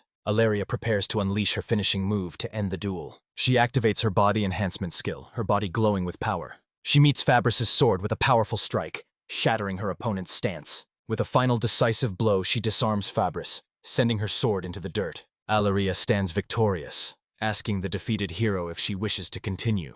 Fabris panics, throwing her hands up and shouting that she surrenders. A chibi-fied Yuki pops into view, ready to speak with a defeated Fabris. He asks her what she thinks of his honor now, but she is speechless. Fabris tries to save face, claiming Yuki can't kill her or he'd be a criminal. Fabris and Cyril suddenly laugh, bizarrely claiming victory despite their loss, confusing Yuki. Yuki grabs Fabris by her armor, telling her she is fundamentally mistaken. The sword hero can only stare in shock, muttering a curse. She reluctantly agrees to his terms, but Yuki dismisses her empty words. He reminds her that she tried to frame him for kidnapping Princess Illyria. Poking her in the chest, he commands her to confess before the people. She protests, claiming it would destroy the king's authority and their credibility. Yuki coldly states it's the truth, offering her a choice, social or literal death. As his friends watch, he tells the defeated hero to make her choice. In a distance, Anna and Ilaria spot columns of red smoke rising. Cyril points it out to Fabris, who identifies the smoke as emergency flares. Fabris looks up in horror, realizing the red color signifies the gravest danger. A cruel, manic grin spreads across her face as she finds the chaos I'm using. She explains the red flare is a signal for an invasion by the demon race. Demons, she says, are monsters powerful enough to destroy entire nations? She mockingly asks if the kingdom will fall to demons or his actions first. She and Cyril flee, telling Yuki not to get himself killed. Anna and Ilaria turn to Yuki, worry the city is in terrible danger. Yuki thinks of the innocent townspeople, resolving that he must protect them. He knows he cannot abandon the capital, realizing there is only one path forward. He rallies his companions, declaring they must hurry to the city at once. A swarm of winged demons descends upon the capital's unsuspecting streets. A citizen screams that demons have invaded, telling everyone to run for their lives. A fleeing man is brutally cut down by a demon spear. The knight Regulus shouts for an old man to escape, who thanks him gratefully. Regulus finds himself completely surrounded by an endless tide of winged demons. Yuki and his party arrive, asking if he's all right and announcing their support. Regulus looks up at his saviors with an expression of shock and immense relief. With a single powerful slash, Yuki cuts down one of the demonic invaders. Ilaria and Anna leap into the fray, fighting with deadly coordinated grace. After clearing the area, Yuki asks Regulus what is happening in the city.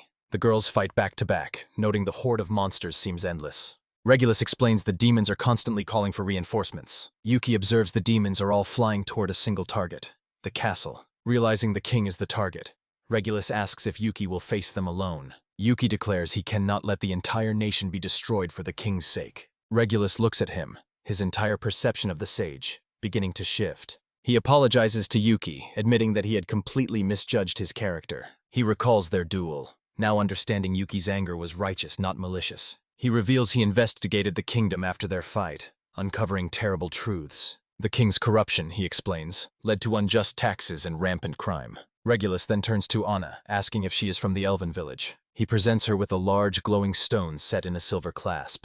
Aina gasps, her eyes widening in immediate and shocked recognition. She identifies it as a sigil of her people, given to Regulus by an elf he saved. The elf, he explains, escaped from the castle dungeon where others are still held. Her desperate final message warns that great danger is approaching her village. Aina realizes her friends are trapped here and resolves to go save them. Yuki stops her, warning that it is too reckless to go into the chaos alone. Taking cover, Yuki tells her to calm down so they can form a proper plan. Sui offers to help as Yuki decides they should split into two groups. He tells Anna and Illyria to go to the dungeon while he confronts the demons. Anna protests, wanted to fight the demons but worried for her captive friends. Yuki firmly tells them both to listen carefully to what he has to say. Securing the city is the priority, but he says saving Anna's friends is also urgent. He explains that if they focus on one threat, they will be too late for the other. He tasks Anna and Illyria with cooperating to rescue the elves from the dungeon. Aina worries she isn't strong enough, but Yuki reminds her of Illyria's power.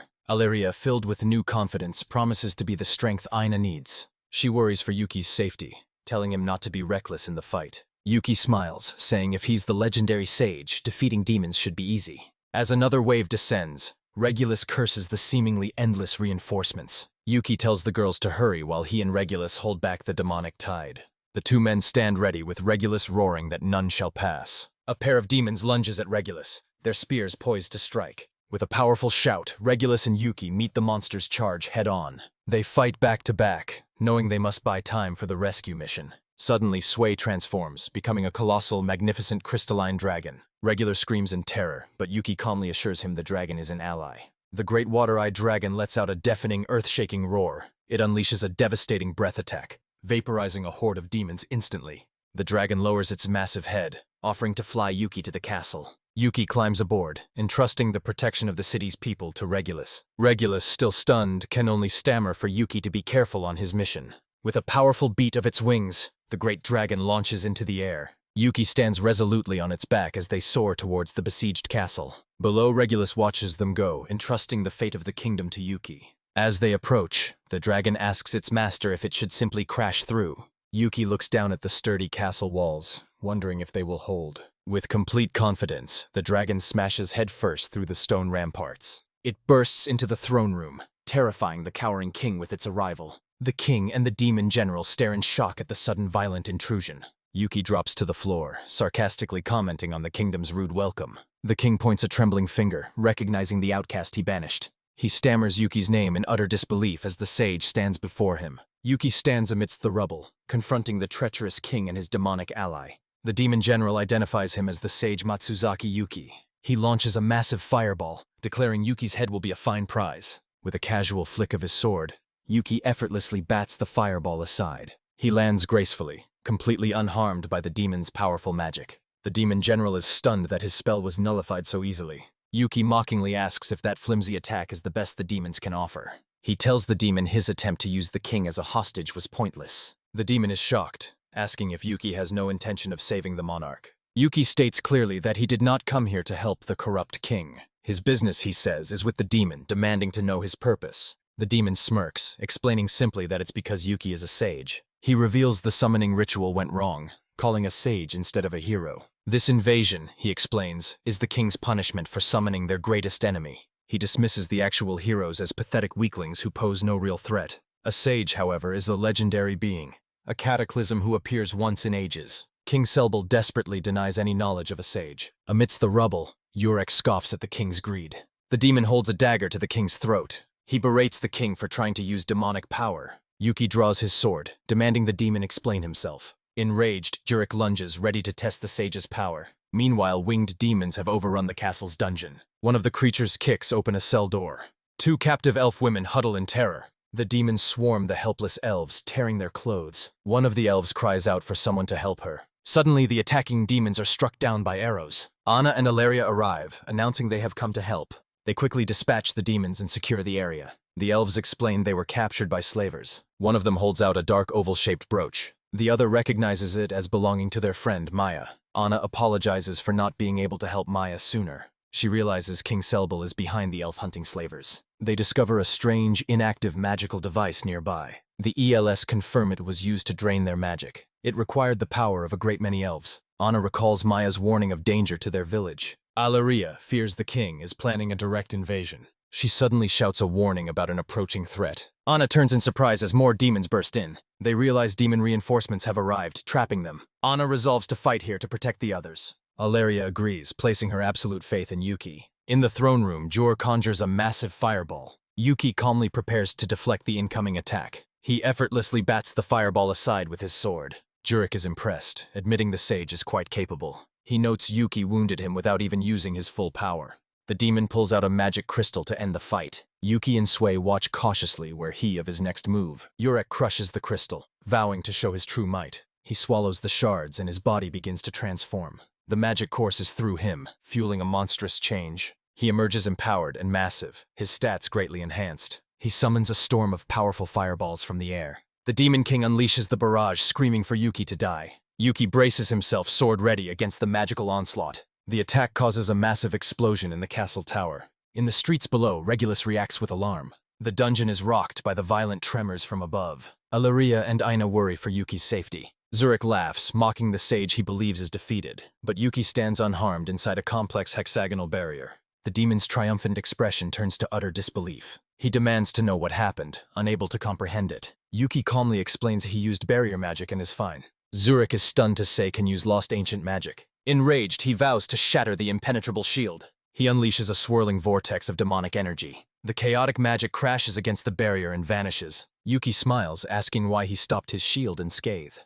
Declaring it is his turn, Yuki lunges forward. He lands a powerful punch, but Jurek roars it's ineffective. The demon boasts that his enhanced body cannot be harmed. Yuki realizes simple physical attacks will not be enough. Sui, his dragon companion, eagerly offers its assistance. The little dragon takes a deep breath, preparing to attack. It unleashes a powerful jet of water at the demon. Jurek is shocked, calling the water attack a cheap trick. Yuki confirms the fire elemental demon is weak to water. He asks Sui to enchant his sword with its power. Now armed with a water-infused blade, Yuki faces Jurek. He leaps forward, his sword carving through the demon's defenses. Zurich tries to regenerate, roaring he won't be defeated. Yuki relentlessly presses his attack with the enchanted blade. He activates his ultimate skill, Divine Protection. His empowered attack strikes deep into the demon's chest. His sword glows, and he declares it's time to end this. Jurek grimly accepts the final challenge. He roars for Yuki to come, unleashing his own power. Yuki's ultimate attack tears through the demon's midsection. The force of the blow is a torrent of pure energy. Zurich gasps, shocked by the legendary sage's true power. His body crumbling, the defeated demon stumbles backward. Yuki demands to know why the king sought demonic power. Zurich explains the king feared his own mortality. Selbel made a deal with slavers to capture elves. He offered their magic to a dark entity for a panacea. The demons used the king's ambition to incite human wars. The king was a pawn, unaware of their true purpose. Yuki asked about this other goal, but Jurek only smirks. The demon says their objective has already been achieved. As his life fades, he warns Yuki not to forget. Yuki realizes with dread, this is only the beginning. Jurek's body dissolves, crying glory to the demon lord. King Selbel, relieved, begins to thank Yuki for saving him. His relief turns to terror as a sword touches his neck. Yuki coldly states that he did not come to save him. The king panics, finally understanding the sage's power. Yuki presses the blade closer, naming the king's greatest sin. He lists the king's crimes against Alaria and the elves. The king can only whimper as he is held accountable. Yuki says that while he could kill him, it isn't his place. He tells the king to repent before others judge him. In the war-torn streets of the capital, Regulus cuts down a demonic invader, and amidst the carnage he pauses, sensing a sudden change in the battle's tide. He looks to the sky as the remaining winged demons begin to retreat. A slight smile crosses his face. He knows Yuki must have succeeded. Deep in the dungeons, Anna and Illyrian notice the demonic reinforcements have stopped. Weary citizens, their faces smudged with dirt, greet the first light of dawn. As the sun rises over the castle, the long, nightmarish battle finally ends. The disgraced King Selbel is marched through the central plaza by armor guards. Onlookers whisper that the king looks utterly defeated as a new chapter begins. Regulus stands before the crowd, ready to reveal the truth of the previous night's attack. He points an accusing finger, declaring King Selbel himself invited the demons. A wave of stunned disbelief ripples through the assembled citizens. Regulus explains the king's secret pact with demons to obtain the elixir of immortality. The demons only attacked, he reveals, because the king broke their agreement. The king desperately claims he acted for the good of the country. Regulus scoffs, asking if he truly thought his dangerous gamble would pay off. The king had foolishly planned to have the summoned heroes deal with the demons later. Yuki steps forward, chastising the king for endangering the entire capital. Regulus continues listing the king's other crimes, including unjust taxation. The crowd murmurs in agreement, having personally suffered under his corrupt rule. One citizen recalls how the streets have become too dangerous to walk alone. Another remembers the crippling taxes supposedly collected as war funds. Regulus states that the king is the root cause of all their suffering. He even outsourced law enforcement to bandits, leading to Illyria's kidnapping.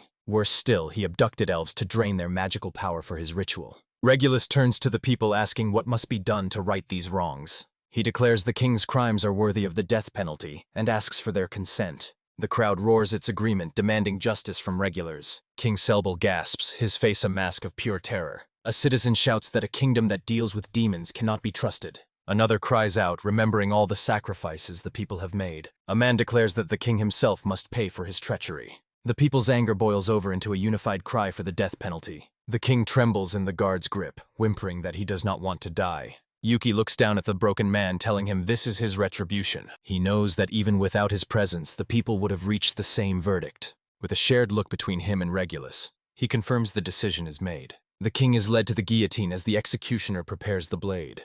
With his head locked in the stock, the king screams his desperate refusal to die. The blade falls with a swift, final thud, followed by a spray of blood. The crowd watches in stunned silence as the king is executed before them. Yuki and Regulus observe the grim proceedings with somber expressions. Illyria and Anna look on, their faces filled with shock and sorrow. Even the disgraced heroes, Fabris and Cyril, watch from the crowd in horror. The king's fallen crown lies on the ground, his reign of terror officially over. The people begin to wonder who will rule now that the throne is empty. Regulus suggests that Yuki, as the hero who saved him, should be the new king. Illyria and Aina enthusiastically agree with the idea. Yuki, however, awkwardly declines, stating he has no desire to be king. The girls are shocked by his refusal, asking him why he would turn it down. He explains there is already a far more suitable candidate for the throne. He points to a stunned Regulus, declaring him the one who has the people's trust. The crowd cheers in agreement, knowing Regulus fought to protect them. Regular protest is lack of political skill, but Yuki brushes it aside. Yuki winks, promising to lend his aid as an advisor to the new king. Moved by the trust placed in him, Regulus humbly accepts the crown. The citizens erupt in cheers, happy to follow their new leader. Regulus raises his hand to the adoring crowd, who chant his name in celebration. Yuki and his companions watch as confetti rains down on the new king. As his first act, King Regulus orders the banishment of the former heroes. Fabris resists vowing revenge while Cyril cries about being separated from her darling. The banishment serves as a powerful political statement to other nations. Yuki looks over the city, feeling that the immediate crisis is finally settled. Illyria smiles, relieved that the chaos in the kingdom is finally over. But Yuki's expression is grim. He knows his work is not yet finished. He turns to Anna, bringing up the matter of her home village. He remembers the demon's words about the true purpose of the elves' magic. Anna recalls the warning that great danger was approaching her home. She worries that the demons may have already reached her people. Yuki declares his intention to travel to the elven village immediately. Illyria refuses to be left behind, insisting she will accompany them. Aina notes the great distance, but Yuki assures her they have a way. He reveals their transport. Sway can fly them there in an instant. Sway transforms into its colossal dragon form, stunning the onlookers. Yuki apologizes to Regulus for leaving him to handle the aftermath alone. He promises to return and settle all accounts once his new quest is complete. Regulus agrees, saying he will save a celebratory drink for Yuki's return. With the party aboard, Sway announces it is time for them to depart. The great dragon takes flight, cheered on by the hopeful citizens below. It soars high above the forests, heading straight for the elven lands. As they fly, Yuki enjoys the journey, while Illyria marvels at the view. Illyria notices Anna clinging to her, trembling with fear. Anna admits she is terrified of the height, while Illyria is completely unfazed. Illyria happily exclaims it feels like she has become a bird. Yuki gently teases Aina, saying her fear reveals a cute, vulnerable side. A flustered Anna tells him to stop teasing, much to his amusement. Illyria joins in, hugging Yuki and sparking a playful rivalry with Anna. As they approach the mountains, Yuki tells Sway to find a place to land. Illyria asks why they can't simply land directly in the village. Yuki explains a stealthy approach is better in case of hostages. The magnificent dragon gracefully descends towards the ancient forest. On the ground, Aina leads them into the woods towards her hidden home. They enter the deep, dark canopy of the ancient elven forest. Yuki marvels at Aina's ability to navigate the featureless woods. She explains that the spirits of the forest guide the elves along the path. Suddenly, a flock of birds burst from the trees in a panic. Yuki senses a change in the air, though the girls only notice how fresh it is. His expression hardens, He knows this feeling is not a good one. He feels a fundamental malevolent shift in the forest atmosphere. As the girls remain oblivious, Yuki draws his sword, warning that something is coming. In a dense forest, Yuki slices through a monstrous spider, attacking him. Anna senses a strange, murderous aura from the creatures surrounding them. Yuki realizes the demon's corrupting influence has already reached the elven lands. Alleria agrees. They have no time to waste on these corrupted beasts. Surrounded by the spider horde, Yuki declares they will break through. Alleria charges forward, her sword of blur against the monstrous arachnids. Reina provides covering fire, her arrows finding their marks with deadly precision. Suddenly, a new figure emerges from the shadows, effortlessly dispatching a spider.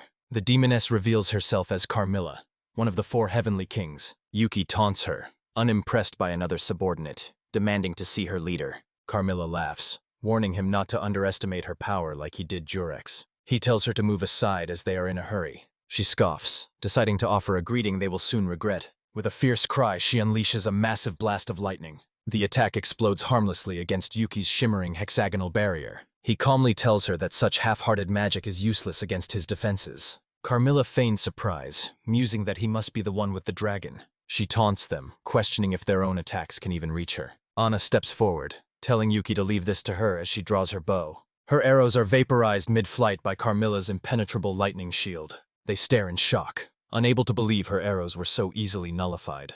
Alleria, refusing to be deterred, charges forward to attack the demoness directly. Carmilla sneers, calling the princess reckless as she prepares to counter. Arts of lightning crackle around the demoness' outstretched hand. Illyria cries out in agony as the lightning attack paralyzes her entire body. The demoness holds the helpless princess, taunting her for her foolish courage. She whispers that even a legendary sage must be troubled by this development. Yuki angrily accuses her of using cowardly tactics, but she calls it cunning. She muses that this captive is far more useful than the Brutus Urek. Furious, Yuki lunges forward, demanding she release the princess immediately. Carmilla smirks, telling him that their time for pleasantries is over. She announces she is taking her prize to the village ahead.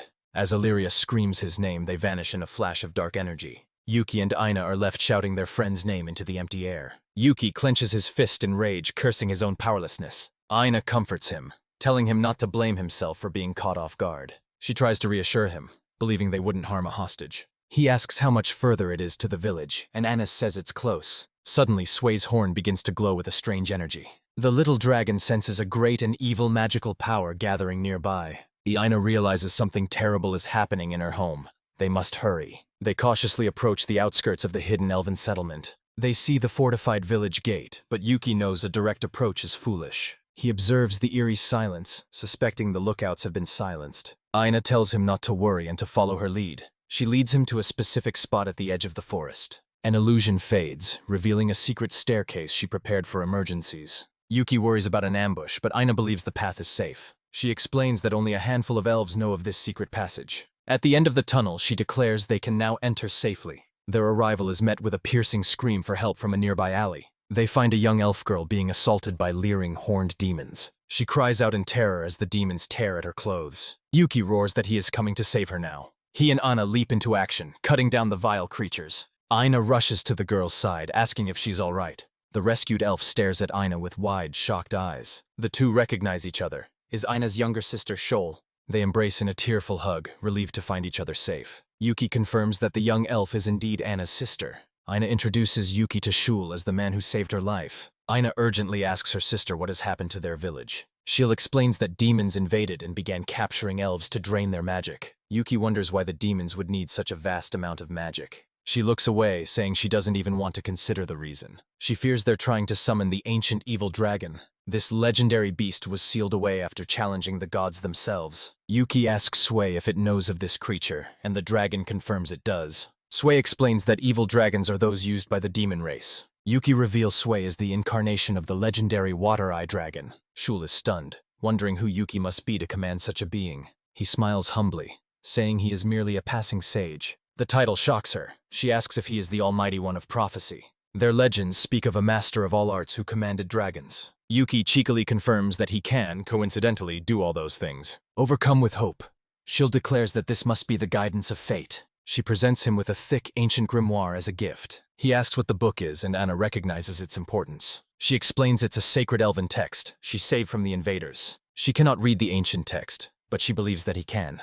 He opens the book, hoping his language skill could decipher the ancient ruins. As he focuses, a spark of understanding flashes in his eyes. He has instantly learned a new spell, Flare. Aina is amazed. He realizes this powerful new magic may be the key to defeating Carmilla. The elven sisters agree they must hurry to confront the demons. Anna instructs her sister to help with the evacuation while they fight. Yuki confirms the plan, rescue the captives first, then fight. Suddenly, the ground begins to shake with a violent tremor. Staring toward the plaza, Yuki gasps in horror at what he sees. A grotesque demonic tree erupts from the ground. Elves fuse to its trunk. The horrific tree continues to grow, absorbing more captive elves into itself. Writhing tentacles drain the life from the terrified captive elven women. Slimy, fleshy appendages writhe and pulse with stolen life force. A captive elf cries out in disgust as the tentacles violate her. A gaping, fleshy maw opens on the tree's trunk, ready to consume another victim. The grotesque appendages continue their relentless, violating assault. The captive elves are completely helpless against the draining tendrils. A captured elf screams in terror, crying that she doesn't want to die. A new, powerful demon watches, finding their terror a fitting offering. Sway identifies the demon as Carmilla's superior, and Yuki knows a dark ritual is underway. Yuki and Illyria react with shock and alarm to the unfolding horror. Carmilla sadistically tells the terrified princess she will make her scream plenty. Illyria cries out in shame as slimy tentacles grope her chest. She thinks in horror that even Yuki has never touched her there. Carmilla finds Illyria's pained voice irresistible and wants to hear more. Kelkas remarks that he is aware this is a game to lure the sages. Illyria desperately hopes Yuki is watching and will fly to her rescue. A monstrous dripping maw emerges, eager to have a taste of her first. The creature lunges, intent on devouring Illyria and her magical power. Illyria is helpless as the tentacles bind her, crying out for Yuki. She is pulled into the fleshy prison, her vision consumed by the monster. She gasps that it hurts and she can't breathe, her strength fading. The monstrous flesh of the tree completely engulfs the struggling princess. Carmilla mockingly asks how it feels to be swallowed by the flesh golem. Illyria feels her strength leaving her, being swallowed and consumed. Carmilla wishes she could see her struggling face, finding the ordeal I'm using. A single swift arrow slices through the air toward the demoness. Carmilla casually raises a hand, erecting a lightning shield to block it. She turns annoyed to find Yuki, Anna, and Sway have arrived. Yuki coldly demands she return Illyria and the captive elves immediately. Carmilla taunts that Illyria's magic will run out before the elves. Anna explains Illyria is in grave danger due to her smaller magic reserves. Carmilla sneers, finding their attempt to save the princess utterly laughable. Yuki roars silence and vows to save Illyria as he lunges forward. His sword clashes with her hand, which she says won't harm Calcas. Yuki declares he's going all out, having no time for her games. He presses his attack, but Carmilla easily parries his blade with magic. She traps them in a lightning cage, inviting them to enjoy themselves. Anna unleashes a rapid volley of arrows, hoping to find an opening. The arrows are effortlessly vaporized by Carmilla's passive lightning shield. Anna notes the arrows are useless.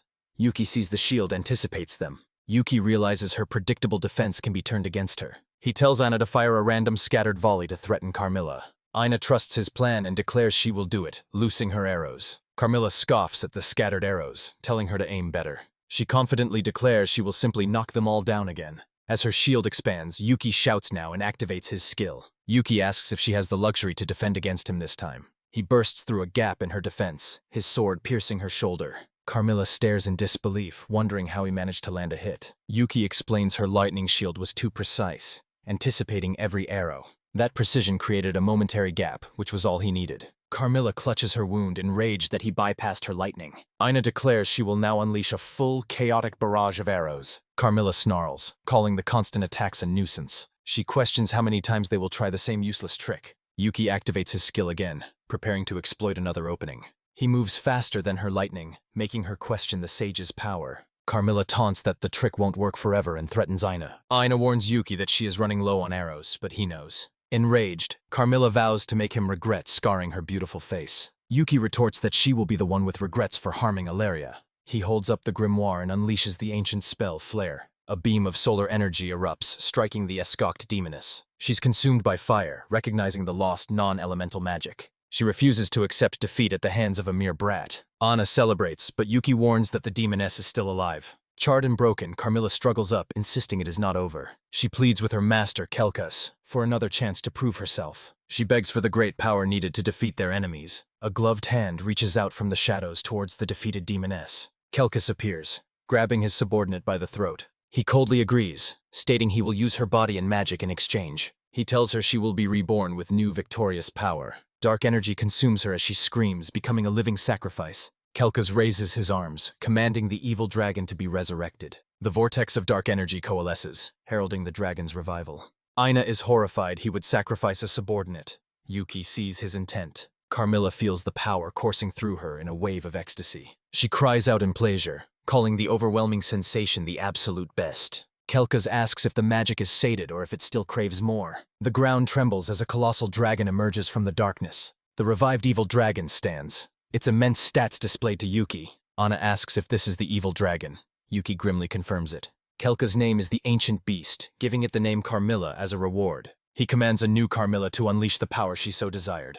The monster's Carmilla, fused with the dragon, lets out a terrifying roar. A storm of dark lightning erupts from her, striking the ground. Ain't no worries about the attack's power. Yuki fears his barrier may fail. The village is torn apart by the indiscriminate electrical storm. Kelkas laughs, boasting that their barrier is useless against the dragon. Yuki curses, knowing he must repair the barrier, as Sui speaks up.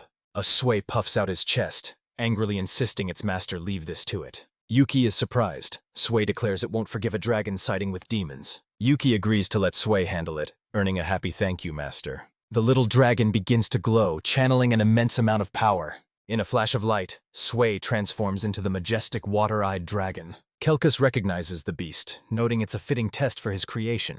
The water-eyed dragon lets out a low, challenging growl at its foe. The evil dragon, with Carmilla fused to its back, accepts the challenge. The two colossal dragons roar and charge, their forms a blur of motion. The evil dragon lunges, its claws and fangs aimed at its opponent. The two beasts clash with the force of an earthquake, shaking the plaza. The evil dragon bites down hard on the water-eyed dragon's armored neck. Carmilla unleashes a point-blank torrent of dark lightning from her maw. The two dragons are locked in a brutal close-quarters struggle. The water-eyed dragon endures the lightning storm, its scales crackling. Kelkas watches the cataclysmic battle unfold with a confident smile. Yuki and Aina can only watch in awe and concern at the titanic clash. The two dragons are a whirlwind of destruction, their battle raging fiercely.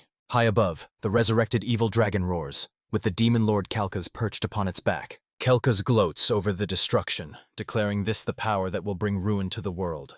Aina worries that Sui is being overwhelmed, but Yuki calmly assesses the situation. He knows Sui isn't fighting seriously yet, merely gauging the dragon's strength. Aina panics, exclaiming that their friends in Illyria are in danger if they delay. Yuki calmly replies that he understands, but they must remain composed to win. He lays out his priorities. Defeating the dragon is crucial, but rescuing their friends comes first. He then divides their forces, ordering Sui and himself to engage the main threats. He asks Aina to go rescue Illyria, a heavy responsibility that leaves her stunned. Overcome with guilt, Aina tearfully apologizes for dragging them into her village's problems. She laments her own powerlessness, feeling frustrated that she can do nothing to help. Yuki gently comforts her, stating that he came of his own free will and has no regrets. He places a powerful potion he crafted into her hands, telling her to take it. He explains that one sip will be enough to save her friends temporarily. He instructs her to give it to Illyria after she has been freed. Aina agrees, taking the potion just as Yuki's expression sharpens with alarm. A sphere of dark, crackling demonic energy hurtles towards them from the sky. Yuki raises his sword, a shimmering hexagonal barrier deflecting the blast with ease. "Go!" he shouts, entrusting Illyria's safety to her as she runs off. Aina looks back, telling Yuki not to be reckless in the fight to come. The demon lord Kelkas appears, asking contemptuously how long Yuki will keep him waiting. Yuki retorts that he has no intention of dying and that Kelkas is the one in danger. The chapter begins with a title page showing the two colossal dragons locked in an epic clash. Kelkas smirks, confident in his power as he prepares to face the sage. The demon lord stands ready for battle, a runic magic circle glowing beside him. Their swords meet in a cataclysmic explosion of force that shatters the ground beneath them. Kelka easily overpowers Yuki, mocking him and asking if that is all his strength. The demon lord questions if Yuki is truly serious, having expected a greater challenge. Yuki grits his teeth, bracing himself as he is pushed back by the overwhelming force. With another powerful swing, Kelkas sends Yuki flying backward through the air. Through Yuki lands, acknowledging to himself that Kelkas's power is worthy of his title. He plants his feet firmly, preparing to continue the grueling defensive battle. "I'm not done yet," Yuki shouts, lunging forward to meet Kelkas's next attack. Their blades lock. Yuki asks if Kelkas is in a hurry to die. The demon lord scoffs at the defiance of a mere human. Yuki holds his ground, knowing he must bide his time until his friends are safe. Meanwhile, Anna runs frantically through the ruins of her village, searching for Illyria. She finds another elf girl bound by vines and cries out, hoping she is safe. The captive girl is Illyria, who weakly warns Anna to escape while she can. Aina refuses to leave her, but Illyria warns that the demons are still close. Suddenly, a horde of small winged demons descends upon them with vicious snarls. Aina quickly draws her bow, her arrows finding their mark and felling 2 demons. She expresses her frustration at how many monsters have gathered in one place. Reaching for another arrow, she realizes with a gasp that her quiver is empty. A demon lunges at her from above, its club raised for a killing blow. Anna desperately parries the attack with her bow, the impact sending her stumbling. Her bow is not from her hands, leaving her defenseless before the monster. Her eyes then fall upon a familiar sword plunged into the dirt nearby. It is Illyria's blade, a beacon of hope in the chaos. With a determined shout, she grabs the sword and skewers an attacking demon. She now knows that Illyria must be close, and her resolve is renewed. She calls out Illyria's name, pleading for an answer from her friend. Her search leads her to a grotesque, fleshy pod hanging from a demonic tree. A pair of familiar legs dangles from the opening, and she realizes Illyria is trapped inside. She understands now why the monsters were gathered here and resolves to save her. With Illyria's own sword, she slices at the pod, demanding it release her friend. The Illyria tumbles out, unconscious and covered in a viscous slime, her body limp.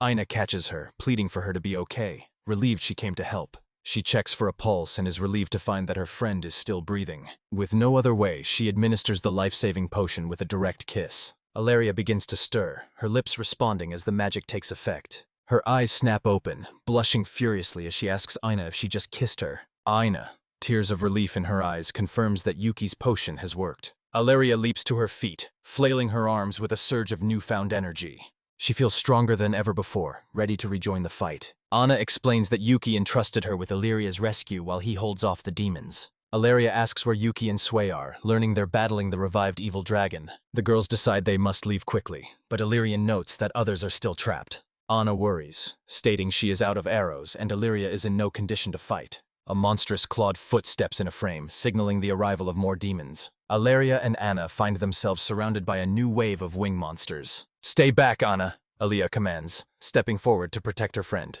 The demons roar, their empty eyes fixed on the 2 girls as they prepare to attack. Illyria becomes a whirlwind of steel, her movements a graceful dance of death. She effortlessly carves through the demonic horde, her power fully restored. Aina asks if she is truly okay, amazed by her friend's sudden recovery. Illyria flexes triumphantly, declaring that she feels stronger than ever before. With a radiant smile, she vows that this time, she will be the one to protect Anna. Anna smiles softly, agreeing that she could never abandon her friends in need. The 2 agree to do their best as more demons swarm towards the escaping villagers. Illyria continues her relentless assault, her sort of blur of motion. Anna finds another injured elf, relieved to see that she is still alive. She offers the wounded elf a drink of the potion, telling her they will escape together. Illyria challenges the remaining demons, ready to unleash the skills Yuki taught her. Anna directs the rescued elves to a safe gathering point where her sister Shell awaits. She helps another injured girl drink the potion, telling everyone it will be okay. The rescued elves help each other, their spirits lifted by Anna's courage. Illyria continues her elegant and deadly dance, protecting the escaping villagers. She reports that she has cleared the area of monsters. Aina agrees, it's about time. Aina smiles, knowing that Yuki is waiting for them to finish their mission. Illyria agrees with a bright, determined yes as they prepare to rejoin him. High above, the 2 dragons continue their epic clash as the girls hurry to help. The next chapter begins, showing the chaos of the battle as the girls rush forward. Illyria and Anna look on with determined expressions, ready for the final confrontation. Back on the main battlefield, Yuki lunges at Kelkus, their duel continuing at high speed. Kelkus forms a sphere of dark energy in his hand, his expression smug. He unleashes 2 of the dark spheres, which streak towards Yuki like missiles. Yuki watches the attack approach, his gaze sharp and focused, ready to react. He wheezed between the spheres of dark magic, dodging them with incredible agility. The spheres explode harmlessly behind him as Illyria and Aina finally arrive on the scene. Yuki calls out to his companions, relieved to see that they are both safe. He tells his dragon Sui that it can finally go on a rampage. The colossal water-eyed dragon, Sui, acknowledges its master's command with a low growl. Enraged, Kalkas vows to crush them all and takes his subordinate's soul. The skeletal evil dragon is supercharged, crackling with an immense amount of dark lightning. The power is so immense that Kelkas notes, it's barely being contained. Illyria cheers Sui on, while Anna wisely notes it was waiting for an opening. Sui lets out a mighty roar, its crystalline form ready for battle. The evil dragon, a foolish beast serving the demon race, prepares for the clash. It's malevolent, glows with dark power, ready for the titanic struggle. Sway unleashes a cataclysmic breath attack as the party watches in awe. The torrent of energy engulfs the evil dragon, whose dying words are cut short. The attack connects, resulting in a massive explosion that rocks the entire forest. Kelka stares in disbelief, unable to comprehend the evil dragon's instant defeat. Yuki calmly explains that such a large creature would consume immense magical power. He states the outcome was decided from the start once Sway got serious. Enraged, Kelkas draws his sword, vowing Yuki will atone for this mockery. Yuki calmly activates his level 3 barrier magic, a runic circle appearing. A shimmering hexagonal barrier appears, stopping the demon lord in his tracks. Kelkas takes to the sky, threatening to turn the entire village to dust. Dark energy swirls around him as he prepares his devastating wide-scale attack. Yuki suddenly appears before him in the air, declaring he will not allow it. He blocks Kelk as his blade, shocking the demon lord who questions if he can fly. Yuki casually explains he only jumped, infuriating the demon with his nonchalance. He states that his presence before the demon is all the proof needed. He slashes the demon lord, asking if he will finally accept the truth. Kelkas roars, refusing to accept being wounded by a mere human's power. Yuki prepares a final attack, ready to make the demon understand his power. He channels the power of a raging torrent into his blade for the attack. He unleashes his ultimate technique, a devastating move called Flare Slash. Kelkas is consumed, screaming in disbelief at a human wielding such power. He screams in agony, unable to resist the overwhelming torrent of magic. Yuki stands victorious on the scorched earth as his attack's energy fades. Alaria and Anna rush forward, celebrating Yuki's amazing victory over the demon.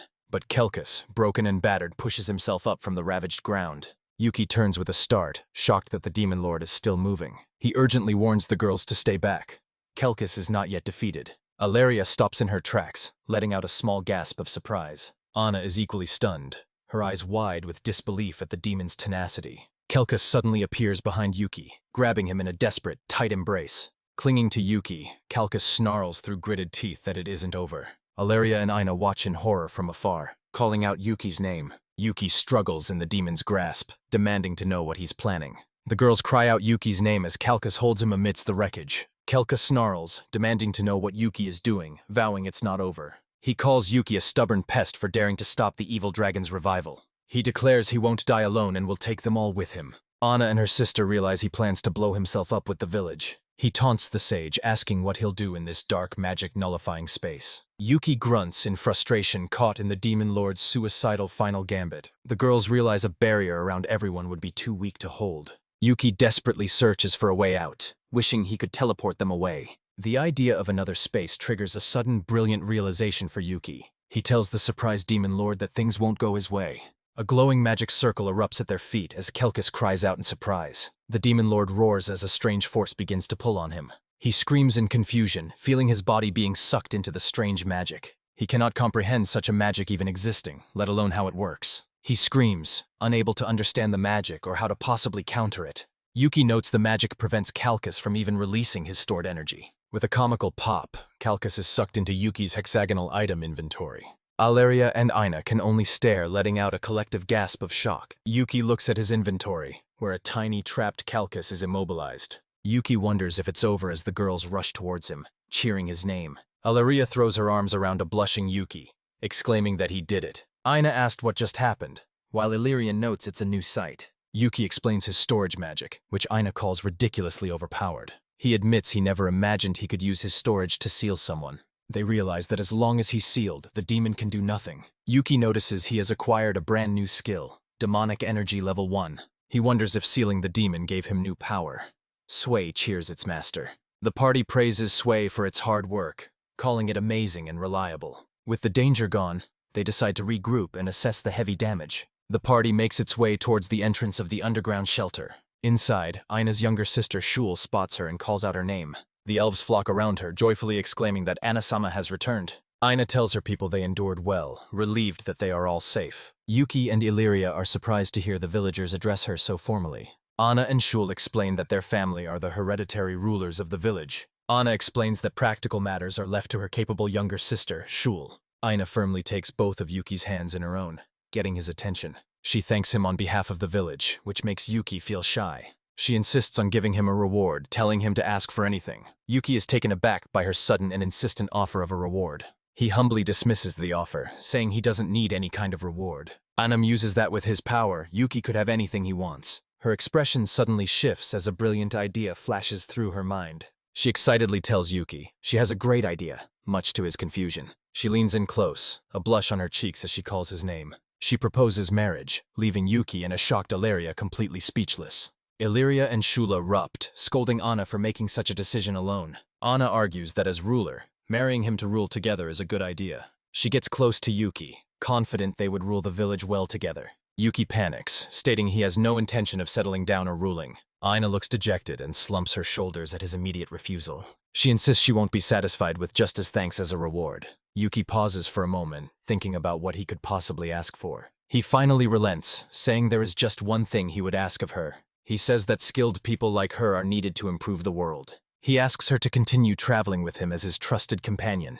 Aina blushes, accepting Yuki's decision to continue their journey together. She confesses to a surprised Yuki that she had always intended to follow him. Standing before the ruins, she notes that rebuilding will require aid from other nations. She confidently tells her sister Shul that she is leaving the difficult tasks to her. And it gets close to a blushing Yuki saying he must take care of her now. Yuki asks a pouting Illyria if she objects to Aina joining their journey. Illyria shouts that of course she is coming with him too. Yuki thoughtfully considers that he must eventually address Illyria's return to her home. Anna reassures a worried Illyria that the Empire will surely help them now. Illyria sharply reminds Anna not to forget about their recent awkward incident. A flashback shows the mistaken kiss, with Illyria shouting it was her first. Illyria scolds Aina for being so casual about something so important to a girl. Anna admits with a slight blush that it was her first time too. The revelation leaves Illyria completely stunned and at a loss for words. They begin to argue loudly, as Yuki wonders what they are even fighting about. Yuki sighs to himself, dismissing their intense argument as just another petty squabble.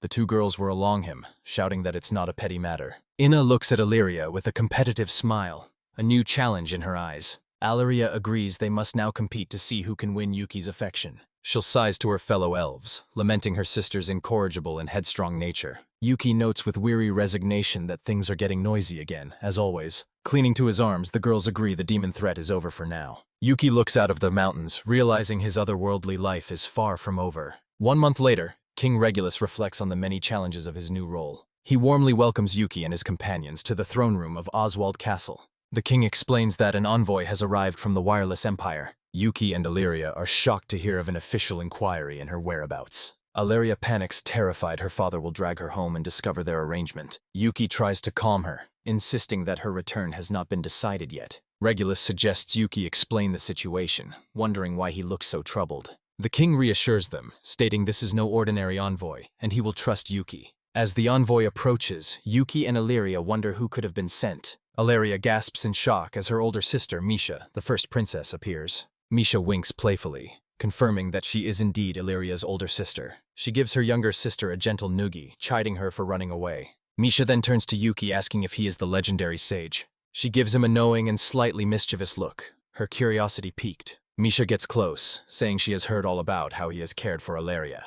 Yuki feels an intense pressure from her aura, realizing she is incredibly formidable.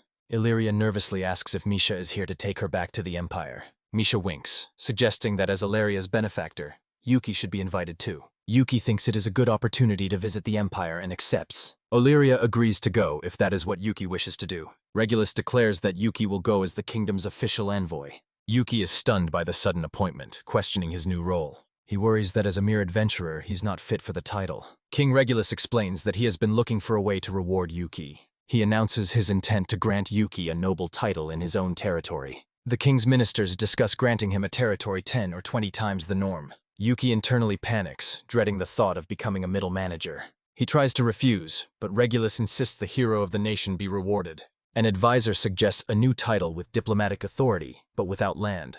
King Regulus strokes his chin, considering the proposal a very clever plan. The advisor explains the title would grant privileges and benefit the entire kingdom. Yuki gratefully accepts the title, and the king declares the matter settled. Regulus officially bestows the title of Grand Duke upon a stunned Yuki. Anna and Illyria congratulate the new Grand Duke, who blushes at the attention. Accordia reminds them that they will need to arrange for new lodging. Illyria is excited at the prospect of a much larger room. Anna slyly tells Illyria that she shouldn't be so happy about it. She points out that Illyria may have to return to the Empire soon. Illyria insists she will be back. but Yuki says they can no longer share rooms. Misha looks surprised, asking if they had been staying in the same room. She questions Ilaria, whose stammer is that it was only to save money. Misha leans in with a knowing smile as Ilaria becomes incredibly flustered. Misha playfully teases her sister, who frantically denies they shared a bed. Later, Yuki relaxes in the castle's magnificent and spacious grand bath. He reflects on his new duties, which he accepted to help King Regulus. Sway splashes happily in the warm water, carefree as always. Yuki complains that the world of humans is always so troublesome. He wishes for a moment of freedom, at least while in a bath. A pair of bare feet steps onto the cool stone floor of the bathhouse. A completely naked Misha appears, cheerfully greeting the sage. Yuki yelps in shock, his face turning bright red at her sudden appearance. Misha walks towards him, asking if she can join him in the water. She explains that in her country, bathing together is a common custom. Misha asks if Ilaria ever joined him. He furiously denies it. From behind a pillar, Misha playfully asks if he is telling the truth. She gets close, asking him to call her Misha instead of using formal titles. She then suggests he could even call her big sister, flustering him further. Misha playfully grabs him and he finally relents, agreeing to call her Misha. Having gotten her way, she says he can now tell her his business. Misha reveals she came partly out of personal interest in him, the sage. She describes an ancient, indecipherable grimoire in the Empire's possession. She winks, explaining that Yuki might be the key to unlocking its secrets. The scholars of her kingdom, she says, were eager to meet with him. Yuki mentions the elven grimoire he used, surprising Misha with the news. Misha realizes he might be able to read their ancient book as well. She grabs his hands, eagerly asking him to come with her to the Empire. Misha teases him for his extreme reaction to her nudity, asking if it's forbidden. She playfully suggests his flustered reaction just makes her want to get closer. Just as Misha leans in, another pair of feet appears at the bath set. Ilaria and Anna burst in, demanding to know what Misha is doing. Misha simply says, "Oh," as Yuki realizes this was inevitable. The three girls begin to argue, leaving a weary Sway to sink in the bath. On a highway in Oswald, a grand carriage begins a new journey. Inside, Anna finds it strange not to be flying, but Yuki enjoys the change. Ilaria notes the carriage is better for Aina, who is afraid of heights. Misha asks if they usually travel by flying, and Yuki confirms they ride Sway. A chibi flashback shows them soaring on Sway's magnificent dragon form. Yuki wonders aloud why their journey to the capital was so peaceful. Ilaria mentions that she had heard monsters were becoming more active nearby. Aina confidently states that even if monsters appeared, they will be fine. Aina snuggles up to Yuki, saying she'd leave any fighting tall area. A jealous Ilaria jumps from the carriage, demanding Anna switch seats. A royal guard on patrol hears a suspicious rustling in the bushes. Suddenly, a massive horde of goblins ambushes the entire convoy. Inside, Yuki sighs in annoyance while Aina eagerly prepares for battle. The royal guards fight bravely, but are quickly being overwhelmed by numbers. A goblin leaps through the air, aiming a killing blow from behind.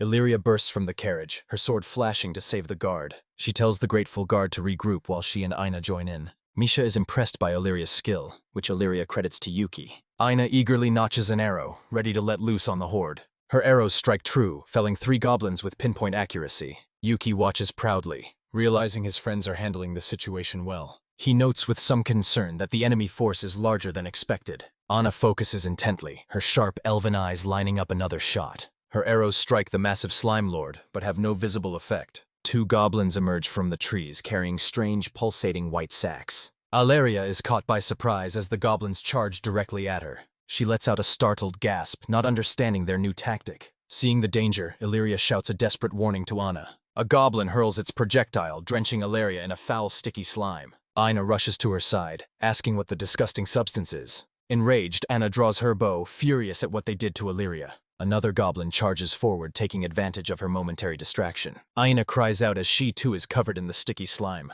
Both girls complain that the disgusting sticky goo will not come off. From the carriage, Yuki calls out, asking if the two are all right. Aina panics, crying out that it feels like her body is melting. Ilaria realizes with horror that the slime is dissolving their clothes. Yuki is stunned, as Misha asks if he recognizes the strange attack. He blushes deeply, explaining that it is a clothes-melting slime. It is a weapon of humiliation meant to break an opponent's spirit. He tells Misha he'd only read about such monsters in his world. Yuki prepares to intervene, but Misha calmly tells him to wait. With a confident wink, Misha says to leave the situation to her. She raises her staff and unleashes a powerful light of purification. The girls watch in amazement as the foul slime dissolves into nothingness. Yuki is surprised the princess is a mage, but she just winks. Misha explains that healing and support magic are her greatest strengths. With the goblins gone, Yuki turns to face the hulking slime lord.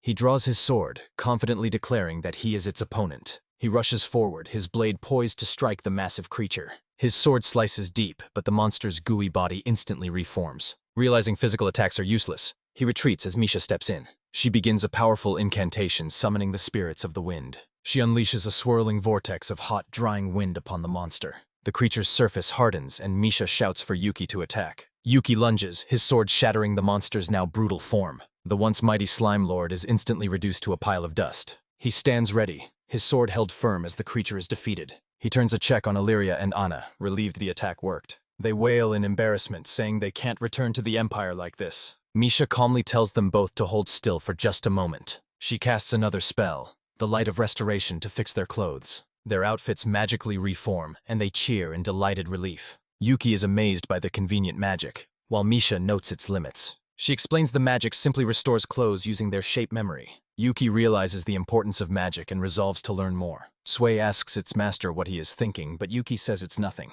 Their convoy continues its journey through a vast, mountainous landscape. Yuki is relieved the unexpected trouble didn't delay them too much. Days later, they arrive at the capital of the wireless empire. Yuki finds himself uncomfortably squished between the two bickering girls. Misha cheerfully tells them to look out the window at the city. Yuki is amazed by the lively and prosperous streets of the capital. Misha notes the empire focuses on development, unlike the militant Oswald. Yuki nervously wonders if the emperor will be a serious, stern man. Misha reveals her father was considering war if Yuki hadn't intervened.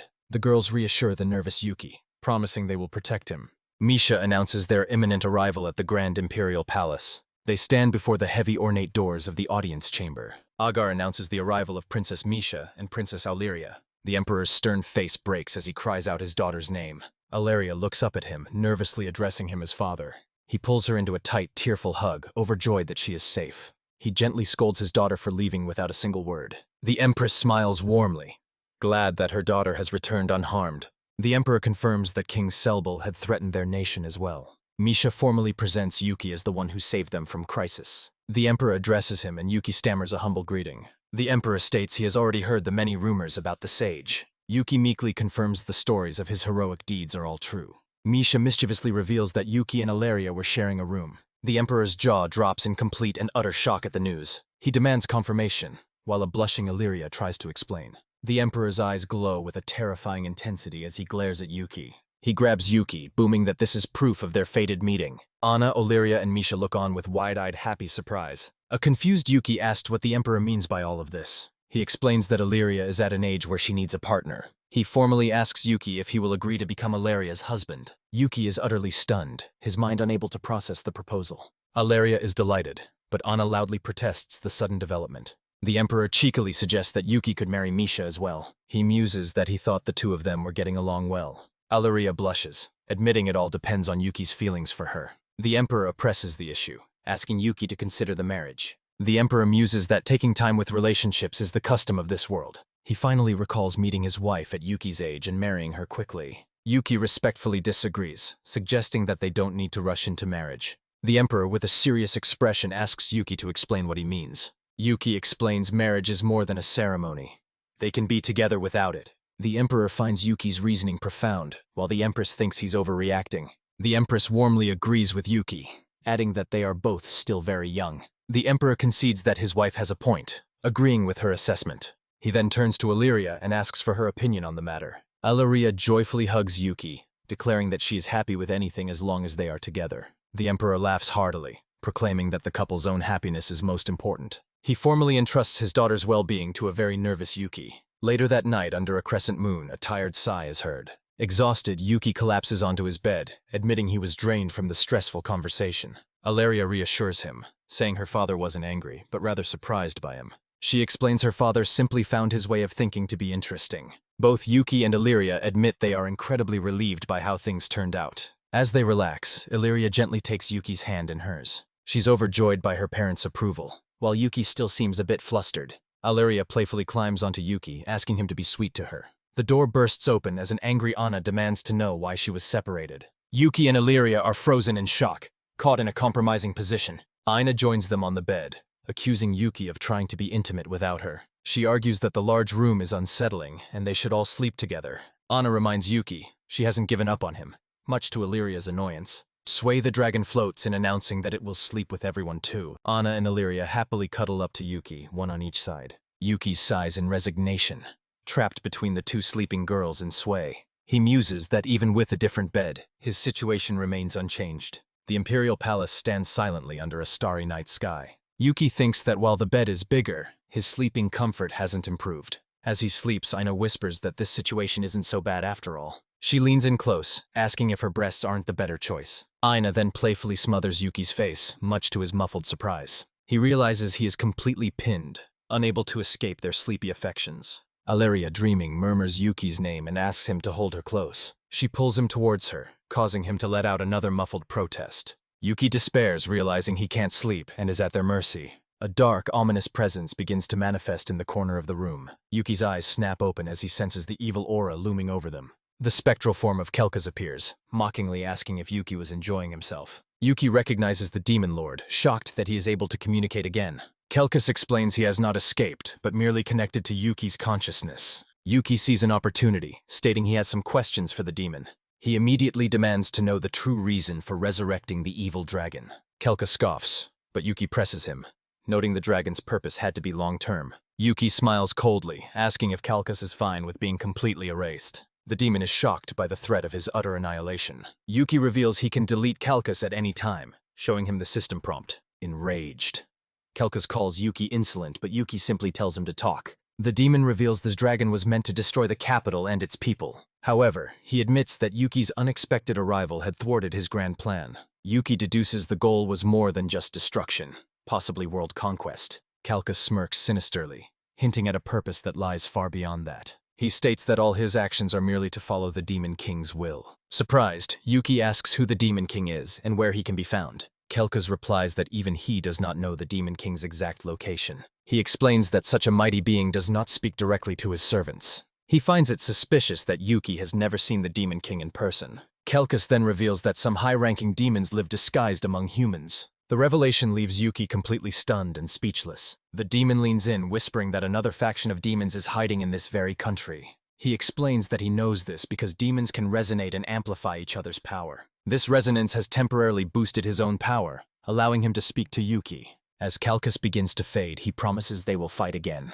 His form breaks apart as he yells silence at Yuki's questions. Yuki is hit by a psychic attack, realizing the demon is a sore loser. He clutches his chest, struggling to breathe from the mental assault. He wakes with a gasp, wondering if the entire encounter was just a dream. He realizes that if it was real, he could be attacked like this again. His frustrated shout of "That's enough" echoes from the castle. Yuki sits up panting as a shout sends his companions tumbling off the bed. The girls rush to his side with concern while a dizzy Sway complains. He yells that they were all too close, and he couldn't breathe, prompting apologies. Yuki wipes sweat from his brow, muttering in exasperation. The girls notice he looks pale and offer to get a medicine. He brushes off their concern, simply saying he had a strange dream. Yuki asks Sway if it senses any demonic presence, but the dragon feels nothing. He accepts the answer, though the girls still look at him with worry. Yuki stares out at the capital, wondering if demons are truly hiding there. The next morning, a cheerful Misha asks Yuki if he slept well. He blames his weird dream on the new bed, which Misha finds amusing. Misha explains that Illyria has taken Anna out shopping in the city. Yuki asks where she is taking him, and she replies at the grimoire storage. She explains it is the Imperial Magic Technology Research Institute's main facility. Misha adds that entry is normally restricted to a very select few individuals. Inside the vast library, Yuki is amazed by the sheer number of books. Misha proudly introduces the sage, Matsuzaki Yuki, to the Institute scholars. A robed scholar formally welcomes him to the Grand Library of Magical Research. He leads them to a special room containing the oldest grimoire in the Empire. They stand in a secure chamber, filled with magical artifacts and treasures. The scholar presents a thick, ancient book with a winged sigil on its cover. Yuki takes the grimoire and opens it to examine its contents. The pages are filled with strange, complex runes that are completely unreadable. A system prompt appears, informing him his magic proficiency is too low to use it. Misha asks what he found, and he explains his proficiency isn't high enough. The scholars are surprised he can use non-elemental magic like flare at all. They realize he learned it from an elven grimoire he found earlier. Misha ponders why he can use flare, but not the magic in this book. Yuki theorizes flare is a special case, and he must master other magic first. Misha confirms they have no other high-grade magic books to help Yuki. A Rhodes scholar timidly interrupts, saying he has a possible solution. He speaks of ancient magic research ruins located within the Empire's territory. The scholar suggests that, as a sage, Yuki might find something new there. Misha enthusiastically agrees, hoping Yuki's presence will lead to a new discovery. He warns them that monsters, such as skeletons, now inhabit the dangerous ruins. Yuki is confident they can handle it, and Misha insists on coming along. The other scholars are shocked, protesting that it is too dangerous for the princess. Misha argues her magic will be invaluable if they encounter unexpected trouble. She winks, admitting her own curiosity to see what lies in the ruins. Yuki agrees to the expedition, deciding they will set out the next day. The party arrives at the ruins' entrance, having flown there on Sway's back. Misha remarks on the pleasant flight, while Illyrian notes her sister's fearlessness. Yuki asks a nervous Aina if she's okay, noticing her fear of heights. Misha explains that the Empire only manages the entrance, leaving the rest unexplored.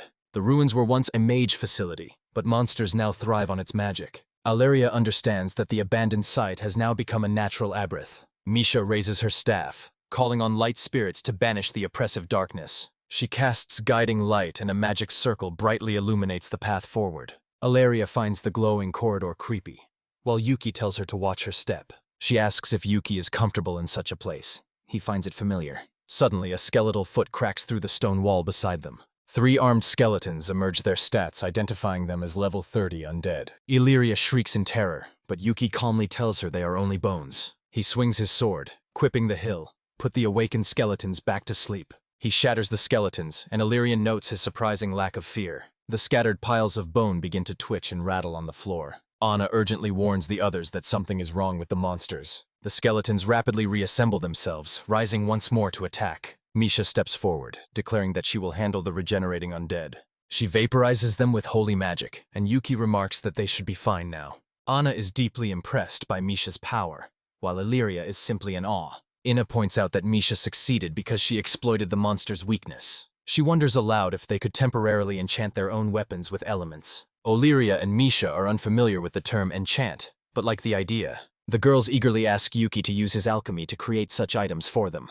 They finally reach the ruin's deepest chamber, a cluttered and abandoned research room. Misha comments that not all relics have value. Most of this is junk. Yuki's attention is drawn to a pedestal holding a book with glowing runes. Misha reads part of an inscription, which Yuki is surprisingly able to finish. He reads the full riddle about placing 2 items on an unseen balance. Misha wonders what they are supposed to place on the pedestal to proceed. Thinking it's a pressure plate, Alleria impulsively pushes down on the book. A sickening squelch echoes as something begins to erupt from the pedestal. A mass of fleshy tentacles bursts forth, ensnaring a horrified Alleria. The trap expands, pinning Misha and Anna as well with the simulated monster. Ina reports that she's stuck fast to the floor and cannot move. The slimy tentacles begin to writhe and slither around Alleria's legs. She lets out a terrified yelp as the strange invasive sensations begin. She nervously tells Yuki she feels something moving, wondering about its purpose. Misha asks Illyria if she can endure it until they can disarm a trap. Alleria grows anxious, her imagination running wild about what is happening. Misha sighs, deciding she has no choice but to use her magic to help. She casts Sensation Shutdown, a spell to numb a target's physical feelings. Alleria confirms that the strange, unpleasant sensations have thankfully stopped for now. She admits she would rather not imagine what the tentacles are currently doing. Yuki tells the trap girls to hold on while he figures out the puzzle. He tells Anna they must search the room for whatever the riddle refers to. Anna looks around the cluttered room, wondering where they should even begin searching. Alleria whimpers, still feeling a faint, unsettling sensation despite the numbing spell. A system notification shows her sensation shutdown. Spell has 70 minutes remaining. While the others search for a solution, Misha remains helplessly pinned to the floor. Another notification reveals her own numbing spell has only 50 minutes left. The trap begins to inflict multiple status ailments: sleep, confusion, poison, and paralysis. It also secretes a fluid that dissolves armor, lowering defense and morale. The dissolving fluid continues its work as another effect begins to drain her HP. Her MP is also steadily drained, though she says the sounds are unpleasant. Yuki tells a squirming Misha to be patient, warning her about the consequences. He asks Misha if she knows a way to dispel the trap, but she doesn't. Alleria is afflicted with fear and a magic seal, making her feel even more helpless. Yuki wonders what the trap's purpose is. Watching Azena is also restrained. He recalls carnivorous plants from his old world that acted in a similar way. He grimly speculates that its goal might be parasitic reproduction, not consumption. Alleria begs him not to say such terrifying things as her spell timer ticks down. Yuki focuses on the riddle, try to understand what the unseen balance could be. He spots a set of ornate scales, realizing it is the literal balance mentioned. Misha agrees with his deduction, confirming the scales must be the correct answer. The ancient scales sit on a desk, waiting to be used to solve the puzzle. Alleria cries out in panic as her spell's timer counts down to 10 minutes. Aina manages to free herself and rushes to the aid of the still-trapped Alleria. The pedestal finally retracts with a heavy groan and the tentacles wither away. Yuki and Misha look on in surprise as the trap finally deactivates. Misha is relieved the way forward is clear and Alleria's ordeal wasn't in vain. Illyria laments her tattered clothes, so Misha prepares a lengthy restoration spell. Yuki asks if Illyria is okay. She gives a thumbs up, feeling fine. A system box announces the end of the sensation shutdown spell's effect. The others notice a sudden change and ask if something is wrong. Misha sheepishly admits she forgot to mention a crucial side effect of her spell. The spell only delays status effects. They all manifest at once when it ends. Alleria's body is racked with a dozen ailments, leaving her convulsing on the floor. A notification shows the accumulated HP and MP drain she suffered during the ordeal. Ain't a panics, but Misha is confident Illyria is strong enough to endure it. Yuki quickly pulls out an all-purpose potion to restore her to health. He carefully administers the healing elixir to the incapacitated Illyria. The potion works instantly, curing all her ailments. Misha pats her head apologetically. Anna is relieved Illyria is okay, admitting she couldn't have endured that long. A blushing Illyria declares she has had enough of slimy things for one lifetime. The party continues their journey deeper into the ancient, mysterious dungeon. Yuki senses that the path continues much further, hiding something very important. The adventuring party stands together, ready to face the challenges that lie ahead. Deep within the ruins, Yuki spots a monstrous scorpion, its stats appearing in his vision. "Here they come!" he shouts, his expression hardening as more creatures emerge. A blur of motion streaks across the corridor as an arrow finds its mark. Anna leaps into the fray, confidently telling the others to leave it to her. Not to be outdone, Illyria joins the battle, declaring that she won't lose. A scorpion lunges and Illyria cries out Yuki's name in alarm. "Don't get too far ahead," Yuki warns, calling for Misha to provide support. Misha, however, lets out a terrified squeak, her face frozen in horror. She screams incoherently, completely panicked by the sight of the scorpions. "Misha, what's wrong?" Yuki asks, as Illyria explains her sister's phobia. He pleads with her to just bear with it for now, but she insists it's impossible. "This is a bad time for this," Yuki mutters as the horde closes in. Anna asks if he can just blow them all away with his magic. He explains that a powerful spell might cause a cave-in, trapping them, but will be cornered at this rate. Anna argues, seeing no other option. Yuki decides their only option is a tactical retreat to a more defensible position. He tells the others that securing an escape route takes priority over annihilation. Yuki and Illyria fight back to back, carving a path through the swarming monsters. Anna provides covering fire from the rear, her arrows keeping the horde at bay. Misha clings desperately to Illyria as the scorpions press in on all sides. "Hurry up and drive them back," she cries, her eyes squeezed shut in terror. Anna spots a large chamber ahead, suggesting they make their stand there. "All right, let's make a run for it," Yuki decides, seeing the heavy stone door. He and Illyria strain against the massive door, trying to seal it shut. With a final booming thud, the heavy door slams closed, trapping the horde outside. Misha wonders if they've finally escaped, but Anna isn't so sure. They find themselves in a vast cathedral-like hall lined with ancient statues. The group marvels at the grand, solemn atmosphere of the hidden chamber. Anna notes that the room feels completely different from the rest of the ruins. Yuki senses something is off, noting the deliberately impassable entrance. He suspects there might be a trap waiting for them in this sacred place. In the center of the hall, he spots 5 or 8 books resting on a dais. What are these? He wonders, cautiously approaching the ancient tomes. Misha recognizes them as ancient grimoires, similar to the ones the Empire studies. Yuki notes that the 5 books have different symbols, but look just like the one he couldn't read. He picks one up, wondering if his increased proficiency will let him understand it now. The pages are filled with the same ancient, indecipherable runes as before. As he focuses, the runes begin to glow, lifting from the page and swirling around him. System notifications confirm his success as magic floods his mind from all 5 books. Illyria cheers. "That's the amazing Yuki," while Misha looks on in disbelief. He deciphered all 5 ancient grimoires. In an instant, she stammers in shock. Yuki offers one of the books to Misha, asking if she can read it now. Misha peers at the text, her brow furrowed in intense concentration. A sweat breaks out on her forehead as she struggles with the archaic language. "It's no good," she sighs, handing it back. The characters are too ancient to read. She laments that being able to read such a text would make her a first-class scholar. Misha decides she will just have Yuki teach her the magic later on. With their objective complete, Yuki suggests they head back to the surface. Misha worries that the scorpions they trapped are still waiting for them outside. Yuki smirks, deciding it's the perfect chance to test his newly acquired magic. Suddenly, the massive stone door they entered through slammed shut with a deafening boom.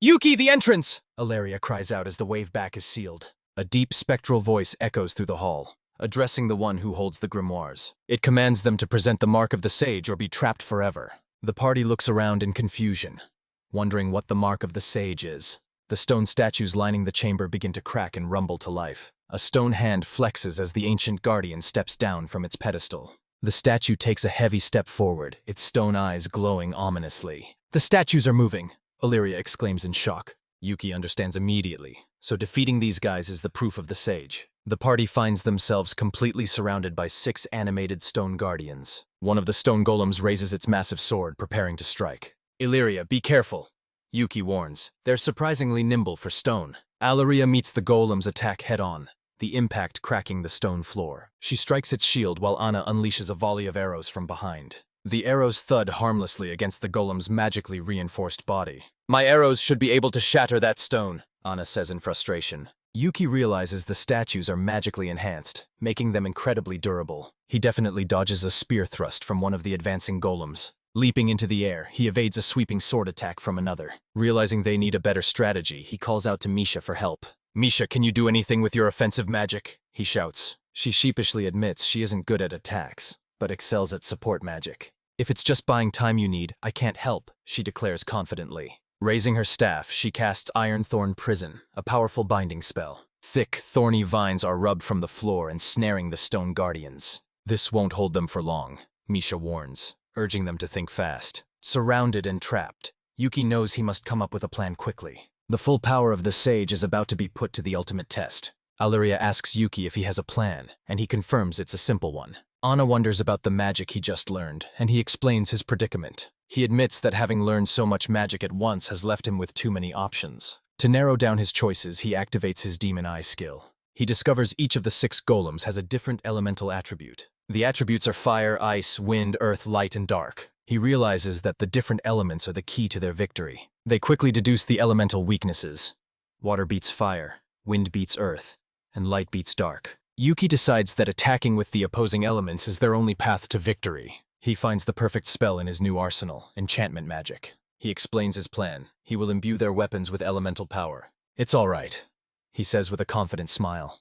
"I've just learned a good spell." He tells Sui to get ready, and the little dragon confidently agrees. Yuki activates his level 3 enchantment magic, a complex magic circle glowing before him. Illyria's sword is suddenly wreathed in roaring flames, much to her shock. Aina feels her bow become lighter as it's imbued with the power of wind. Misha feels the magical power in her staff surge as it gains a light attribute. Sui feels a surge of power as it's enchanted with the water element. Yuki assigns each of them a golem to fight based on their new enchantments. As the thorns begin to snap, he gives the command, "Everyone, let's go!" Ilaria leaps towards the ice golem, her flaming sword ready to strike. Sui, the small dragon, puffs out his chest, declaring that he wants to fight too. Zipping through the air, Sui unleashes a powerful jet of water at a skeleton warrior. Yuki thinks Sui's current size is perfect, as a dragon form would destroy the ruins. With determined chibi faces, Yuki and Misha agree to finish the fight quickly.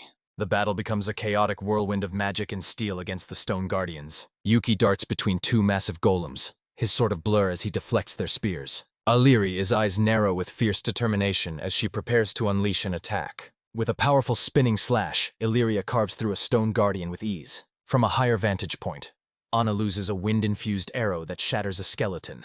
Misha unleashes a powerful lightning strike from a glowing magic circle, electrocuting a golem. A single spear-wielding golem stands ready for battle as Sui hovers nearby. Sui douses the stone guardian in another powerful torrent of water, drenching it completely. Yuki stands calmly between 2 sword-wielding golems, anticipating their next move. A golem raises its twin swords high for a devastating downward slash. Yuki easily parries the powerful blow, which shatters the stone floor beneath them. Focusing his magic, a wind sigil appears on Yuki's blade as he targets the wind attribute golem. The golem stumbles back, its sword broken, as Yuki prepares his next attack. With a powerful stomp, Yuki launches himself forward into a devastating spinning slash. His attack connects, shattering the golem into a cloud of rock and debris. Standing over the rubble, Yuki informs the final golem that it's the only one left. He notes that while he lacks a dark magic grimoire, he possesses a dark magic sword. He thinks he doesn't need to enchant it, Just channel a little of his magic into it. The demon sword Berserk erupts with a dark aura, becoming a weapon effective against light. The final light attribute Golem raises its massive sword to strike Yuki down. Yuki's eyes narrow with intense focus, ready to meet the final attack head-on. His dark-infused blade clashes with the Golem's stone sword, stopping the massive weapon cold. The Golem's colossal sword is held at bay by Yuki's much smaller, empowered weapon. Dark energy swirls around Yuki's blade as he prepares a final powerful slash. Shouting for the Golem to take this, he unleashes a wave of pure dark energy. The Golem's stoic stone face begins to crack and crumble under the assault of dark magic. The last stone guardian shatters completely, collapsing into a pile of rubble on the floor. Alleria cheers their victory, and Yuki agrees they managed it together. Anna asks if I was all of them. The massive stone door at the far end of the hall remains stubbornly shut. Alleria worries that the entrance won't open, while Yuki wonders if he still hasn't passed the trial. The ancient guardian spirit appears, stating that power alone is not the mark of a sage. The guardian declares he will now grant Yuki the final trial, his form radiating dark energy. The chapter title page appears as the guardian looms, ready to begin the ultimate test. The party looks on in shock, wondering what this final trial will entail. The guardian raises his hands, unleashing a blinding flash of white light upon the group. Yuki and Alleria shield their eyes, exclaiming how overwhelmingly bright the light is. Yuki squints, trying to see through the brilliance that fills the entire chamber. The guardian's form begins to fade as he wonders why he suddenly feels so sleepy. The girls in Sway watch in horror, calling out Yuki's name in panic as he collapses. Yuki's consciousness fades into a gradient of black and white static, his world disappearing. His vision returns, focusing on a bookshelf and an air conditioner in a modern-looking room. He sees a rocking horse and puzzle piece mats, realizing this isn't the other world. A woman who looks exactly like Alleria enters, asking if he's awake. He's shocked to see her.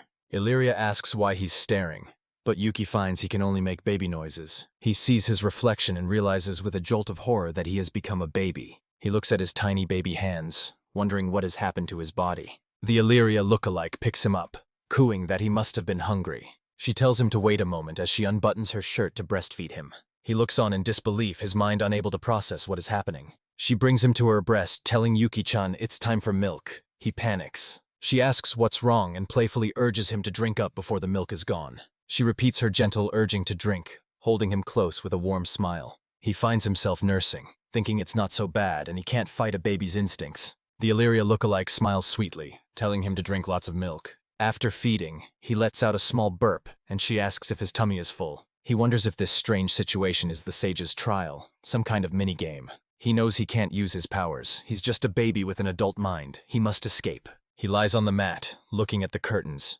pondering his helpless predicament. The Alleria look-alike shakes a rattle, telling Yuki-chan that it makes a fun sound. As a baby, he finds the peaceful, slow flow of time to be surprisingly pleasant. He thinks being cared for by a happy Alleria isn't so bad, and maybe staying a baby is okay. A sudden dreadful feeling washes over him as he lies on the puzzle piece mat. He squirms uncomfortably. Alleria asks what's wrong and he fears the worst. She tells him she'll open his diaper. He panics, telling her to wait. She gasps, confirming that he's wet his diaper. He feels utterly defeated and helpless. She happily changes him into a fresh diaper. He feels powerless and wants to return his world. An hour later, he lies beside the sleeping Alleria look-alike, seeing his chance. He decides he must find an exit now while she's asleep. He tries to crawl, but his baby body is weak and his head is heavy. He spots a door that is slightly ajar, a beacon of hope. He just has to reach it. The Alleria look-alike suddenly wakes up, realizing she had dozed off. She catches him, telling Yuki-chan he shouldn't get up on his own, he's been captured. He tries to escape many times after that, but she always stops him.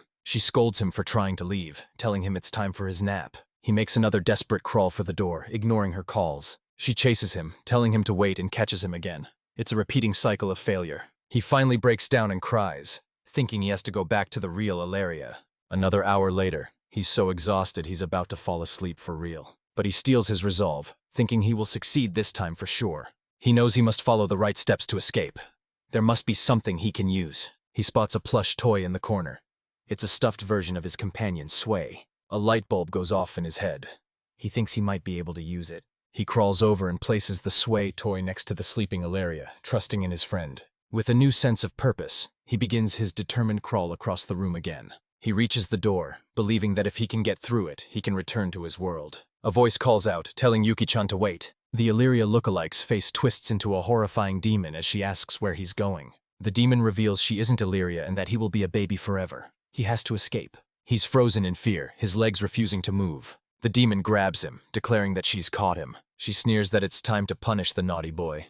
He thinks he's done for. He's so terrified that he feels the familiar, mortifying urge to pee again. The demon shrieks in agony as she's hit in the eyes by a sudden spray. He can't hold it in and accidentally sprays the demon directly in the face. With the demon blinded and cursing his petty trick, he knows he has to escape now. He crawls as fast as he can, the demon screaming for him to run while he can. He has to hurry.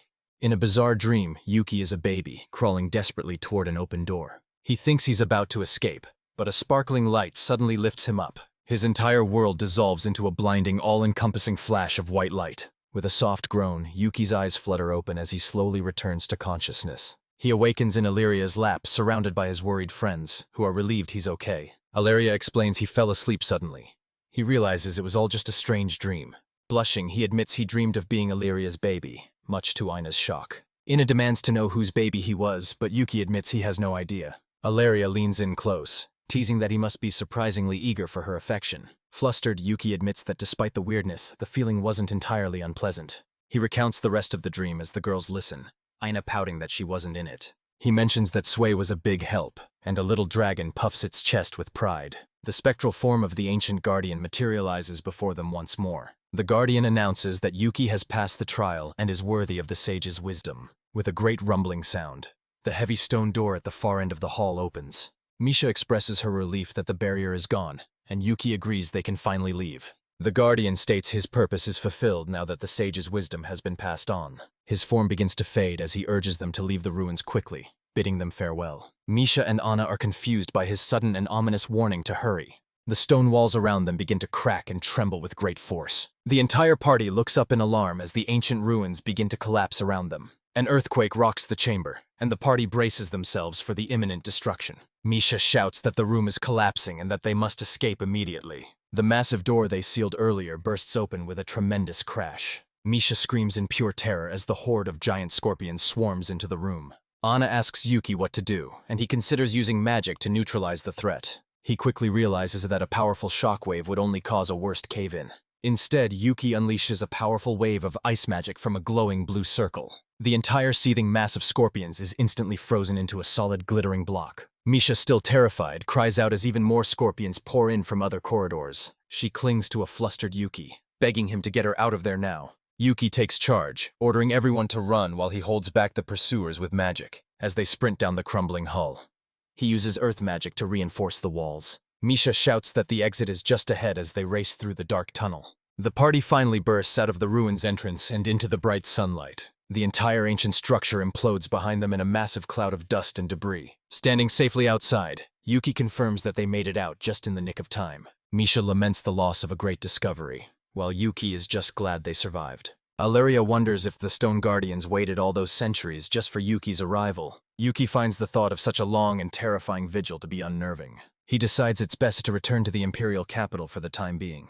The next day, the party gathers at the Imperial Magic Research Institute. Yuki prepares to read the grimoires, hoping he can finally master the magic within. He opens one of the ancient books. Its page is covered in complex glowing runes. He exclaims in delight as the knowledge is absorbed, successfully learning dark magic. He realizes that he has now mastered all 6 elemental schools: earth, water, fire, wind, light, and dark. Misha asks how he could read it, guessing it must have been a dark magic book. Yuki asked what she means, wondering if high proficiency is all one needs. Misha clarifies that light and dark magic are a bit different from the others. She explains they are high-tier magic, which is why he had to read the other books first. A robed scholar approaches, stating that he has an important request for Master Yuki. He asks Yuki to become an honorary professor at the institute, shocking the young sage. Misha thinks it's a wonderful idea, while Yuki questions the logic of his instant promotion. Misha slyly reminds him that he did just destroy a valuable imperial ruin. Yuki sighs, realizing this new title will just cause more diplomatic trouble with King Regulus. He reluctantly agrees, saying he will help in any way he can. Misha happily wraps her arm around his, promising to support him as a fellow researcher. Or she invites him to study with her, as Anna and Illyria tease her for being so bold. The scene shifts to the bustling and prosperous castle town of the Wireless Empire. A waitress presents a massive ornate parfait, a specialty limited to only 10 per day. The entire party, including Sway, stares in wide-eyed wonder at the colossal dessert. They discuss the parfaits and mint size, but Misha assures them it has a great reputation. Alaria scoops up a spoonful of ice cream, preparing to offer it to Yuki. She holds the spoon to his lips with a sweet smile, asking him to say ah. Misha joins in on the fun, insisting that this is something she's always wanted to try. Overwhelmed, Yuki is force-fed a bite of the delicious ice cream by Misha. Alaria smiles expectantly, asking him what he thinks of a taste. He admits that it's delicious, now understanding why girls get so excited about sweets. Misha encourages him to eat more, while Anna watches from the side, pouting with jealousy. Anna complains that Alaria is always so quick to make a move on Yuki. She grabs her own utensil, declaring that she will feed the over-pampered Yuki as well. Yuki worries about getting fat, but the girls assure him they wouldn't mind at all. He finds himself being fed from both sides by a determined Anna and a smiling Misha. Misha notes with amusement that the two of them are always competing with each other. She offers a bite to Sway, who happily takes it and declares it to be delicious. Yuki wonders if it's really all right for royalty to wander the streets without an escort. Aina smiles, telling him there is absolutely no need for him to worry about that. Alaria explains she told her father that Yuki and Aina are her official guards. She recalls her father's favorite saying that experiencing common life is a form of study. With a wink, she admits it's her excuse to come out and play, unlike in Oswald. A man suddenly bursts into the cafe, urging everyone to come look outside. In the street, a man points to the sky, asking his friend what he sees up there. Inside, Yuki and Illyria wonder what all the commotion could possibly be about. The party leaves the cafe, heading down the steps to join the growing crowd. The townspeople are gathered, all staring up at 3 fiery objects in the sky. The party looks up as well, wondering what the strange fireballs could possibly be. Yuki recognizes the phenomenon, wondering if they could actually be meteors. Misha and Illyria are confused by the term, asking if Yuki knows what they are. He is surprised they don't know, explaining that meteors are objects falling from space. He struggles to simplify the concept, calling them stars that fell from the sky. The girls are shocked by his explanation, realizing that falling stars are a major event. Misha and Yuki observe that the objects are headed toward the remote Rajik's territory. Alaria hopes they don't land anywhere, with people feeling a sense of foreboding.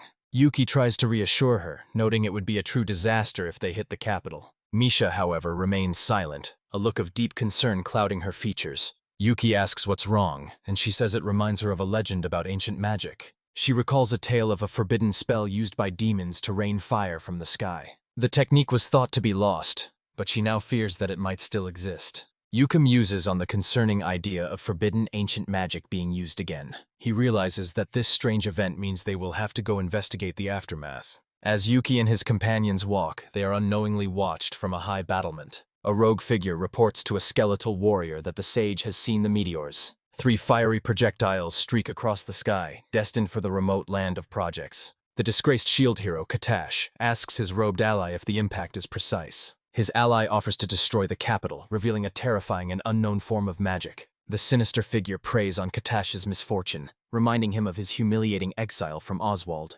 Katash's bitterness hardens. His destiny is not over until his grudge has been settled. His hand clenches into a tight fist as he vows the sage will soon pay. His face contorted with rage, Katash declares he will send the sage to hell.